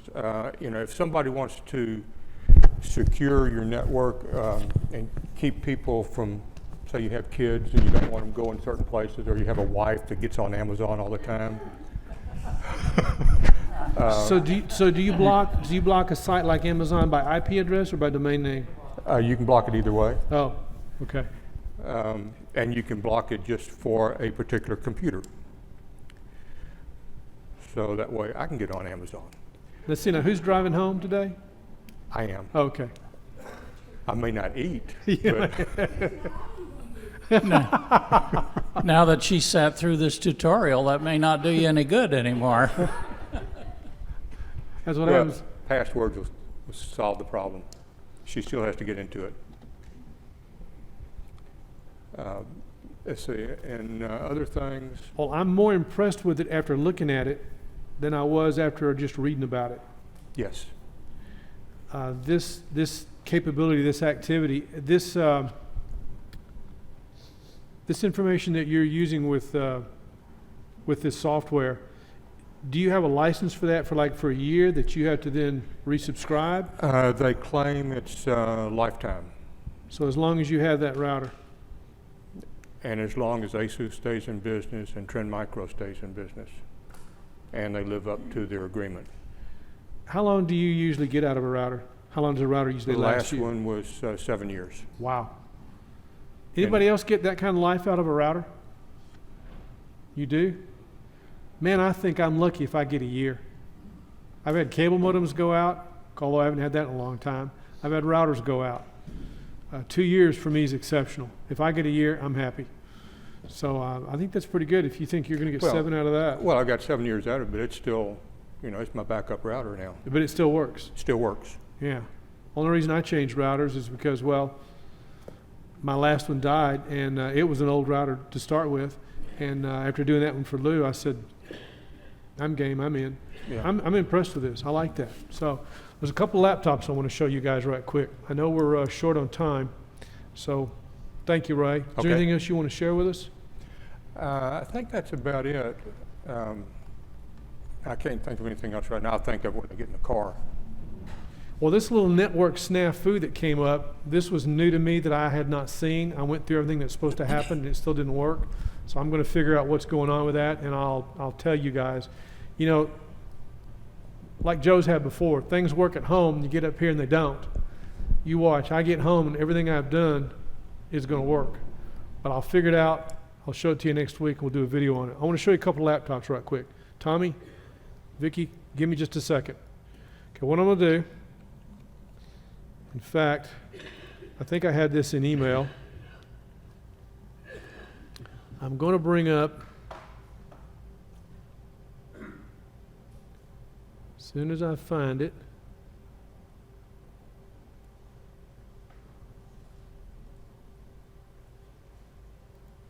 okay, one was HP Envy 17T. Now, if this link works, yes, this is the one that's on sale direct from HP. And I want to bring up the one from Costco. So the one from Costco, I'll go back and go find. I'm going to go to Costco, departments, computers, laptops. 2 things we're going to look at. Number 1, we want an i7. Number 2, we want a 17-inch screen. Now there's going to be 2 big differences. The third difference will be brand if you want to consider it. There's going to be 2 major differences in these computers. And price, they're pretty close to the same. The one I'm going to show you is the Asus Republic of Gamers. Okay, this is a 17-inch screen, 16 gigs of memory. Here's our big difference. A 1 terabyte hard drive and a 256 gig SSD. 1080 screen. But the graphics on this is a 6 gig 1060. This other machine I'm going to show you is an HP. This is direct from HP. Now, this is a $1,600 machine. Right now it's on sale. It's going to be $1,220. And let me do the other configuration. Okay. Both of these are i7s. Both of these have the 4-core 8 threads, 8550. Both have Windows 10 Home. The HP, and both have 16 gigs of RAM. The HP has a 4K display, whereas the one at Costco is 1080, 4K versus 1080. The hard drive, this is as fast as you can get. This HP that has a 4K display, a 512 gig NVMe drive, fast as you can get. One drive. And if you want a 1 terabyte, $280 extra. But for $1,220 versus the Asus for $1,200, which would actually be $1,215 because shipping and handling was $15. 1 drive versus 2 drives. 4K versus 1080. 4 gig of video versus a 6 gig video. I always say, number 1, look at the specs. Most people shop price. I say shop the specs. Specs number 1, price number 2, and then down the line. Now, if I'm looking at a laptop, my first choice to buy a laptop is from Costco. Why? The return is phenomenal. If you change your mind for any reasons you don't like it, take it back to Costco, no questions asked.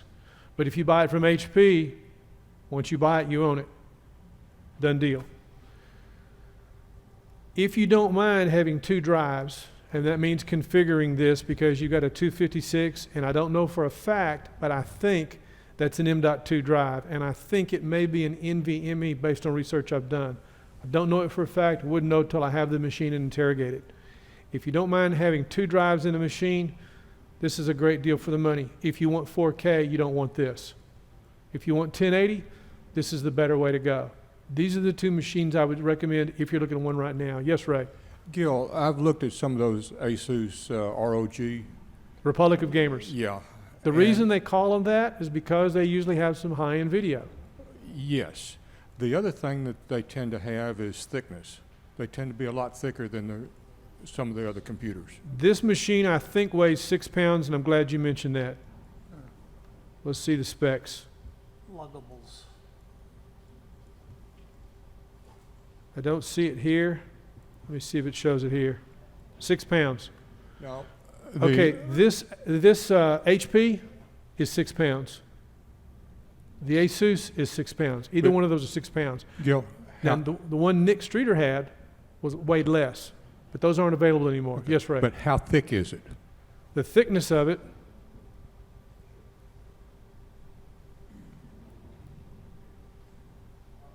this says 0.9 inches to 1 inch.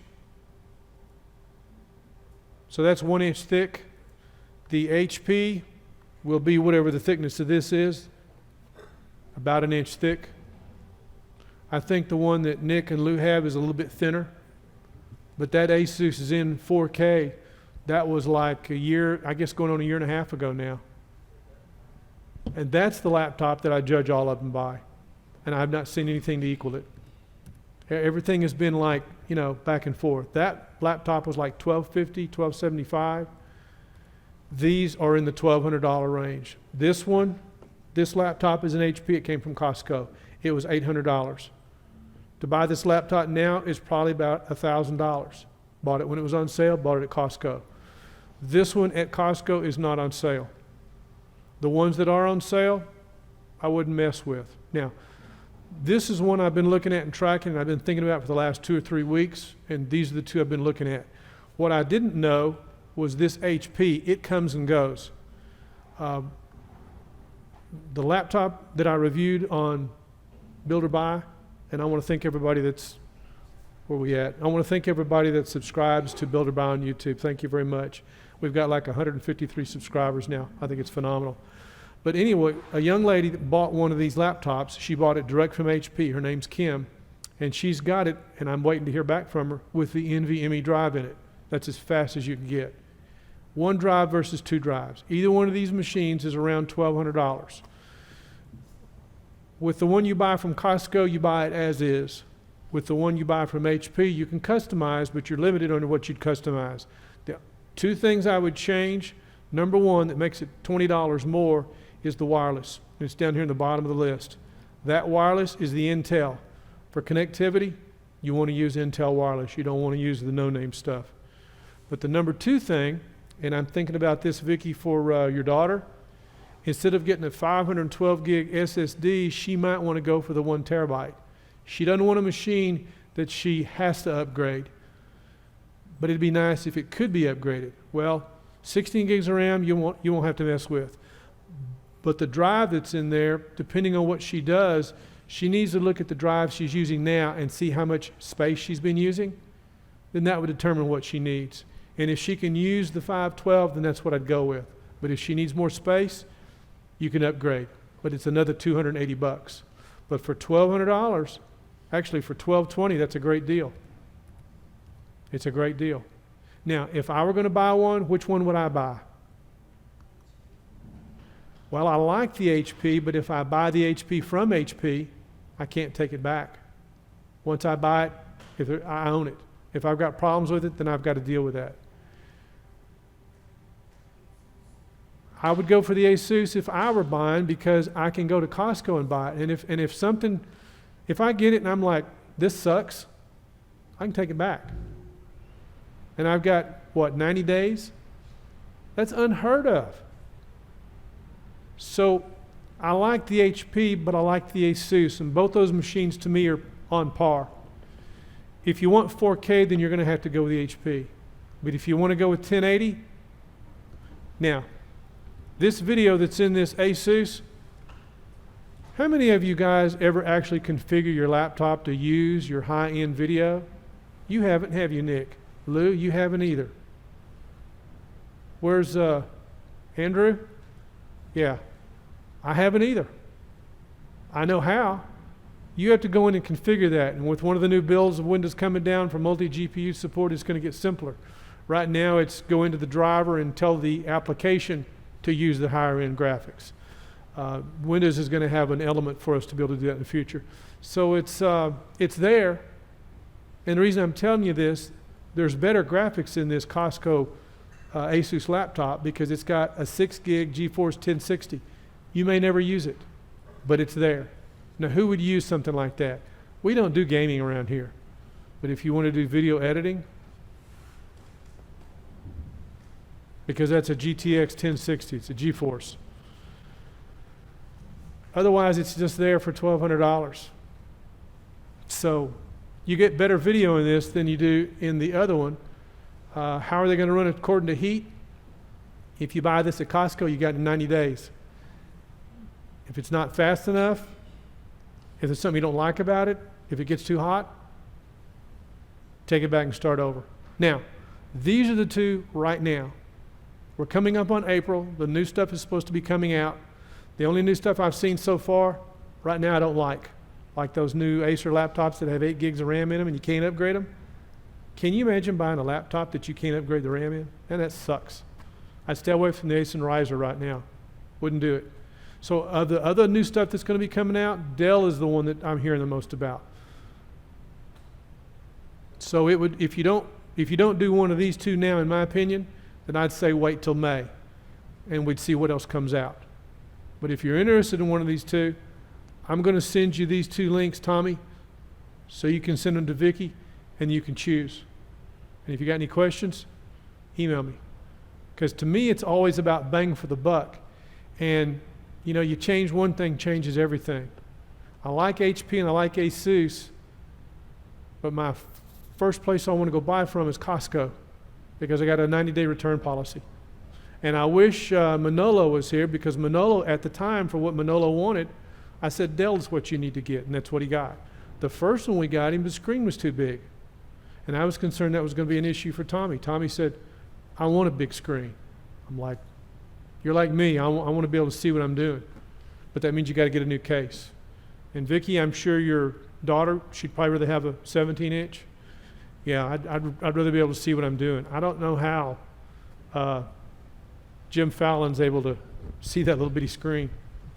I got to say, this is a small screen, but it is fantastic. It's I still like the big screen at home for Yep. really editing, but this thing is, I'm tempted to start shopping for a better big screen at home, and it's 4K, but this is better 4K, even though it's a dinky little 13-inch or 12-inch, it is nice. You know that little laptop of yours, we've had over 725 views on YouTube? Really? Yeah. Doesn't that blow your mind? It did everything I wanted it to do. I've been to Ecuador and back on it and hauled it on a plane, and I did not roughly use it, but But it was there. it's been hauled around, and there's nothing wrong with it. It's nice. Easy to carry. But it is small, and I'll admit I would rather have a big screen. And the keyboard, of course, I'm clumsy anyway, and the keyboard is terrible. See, I plugged in an extra keyboard today because I know Ray's not used to a laptop. I'm not used to a laptop. That's why I like a mouse. But I plugged in an extra keyboard so I could do some of the keyboard shortcuts that disappear on a laptop. So I hear you. So, Tommy, Vicki, does this help? If y'all want to do something now, you'll have the links if you decide you want to wait. I don't know how long this link with HP is going to be good.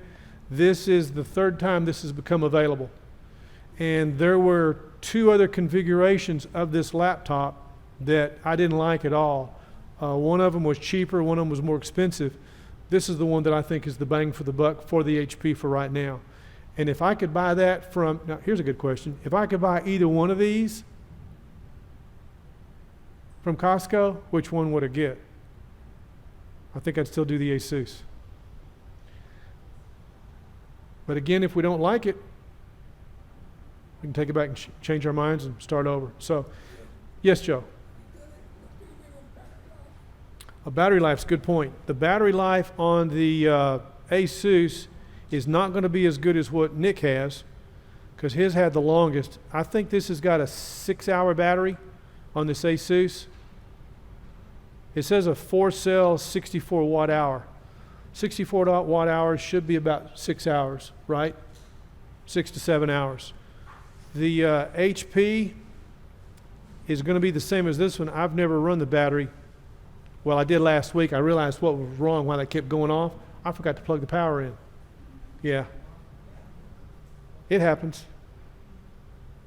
I don't remember what the battery life is on this. I want to say it's about 6 or 7 hours as well. Not having a spinning hard drive in there is going to help on battery life. But I don't remember what the power supply was or is. So I know the Asus, but I don't remember the HP.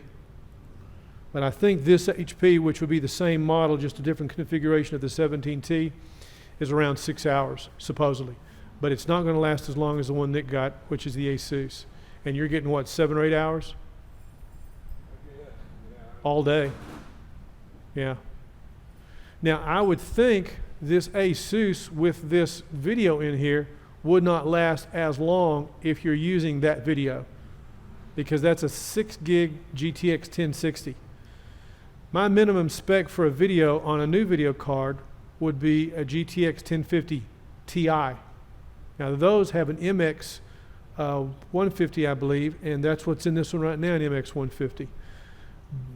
But according to the new specs for, I believe it was one of the streaming services, Netflix, they said 1050 Ti. So that's what I've been basing it on. And that's a 1060. And of course the model is above this, 1070. Which I think is a waste of the money, but for $1,200 to get that kind of thing in there, and what I would like to do is to get one of these machines and interrogate it and see if that actually is an NVMe drive. We'll know once we test it, but we won't know until we test it. I've checked the specs and they claim it's there, but I can't find it on Costco's site, and just like we found with this laptop, Costco, either Costco or whoever, this laptop is neutered. The socket is not in this laptop for an M.2, an M.2 of no kind. But the one available from HP Direct, the socket's there. So you're paying for that socket. What would have been nice if the socket had been here, and then I could have upgraded that later to an M.2 drive, but I can't. Now, for music production, either one of these would be good for music production. For video, either one of them would be good. But you have to remember, because there's 2 drives in here, and that 256 gig SSD, which I think is a little small, you're going to want to configure your applications to use that second drive. That's, to me, the only downside. But I think the benefits outweigh the detriment to it. So, any questions? Did you feel like you got your money's worth today? I appreciate everybody's support. Thanks for watching. Glad to see Joe is here. You look a lot better today, Joe. I hope we're going to see you again next week, Lord willing. We have 153 subscribers on Builder-Buy right now on YouTube. For anybody watching this and those that are here, I'd appreciate if you go and give a thumbs up. Again, this is live. You see it as it flows. And these little problems we come up as they arise, we'll address them next week. Thanks for coming. We'll look forward to seeing you next week, and y'all have a great week. And happy Easter, everybody. And thanks, Ray, for the presentation today.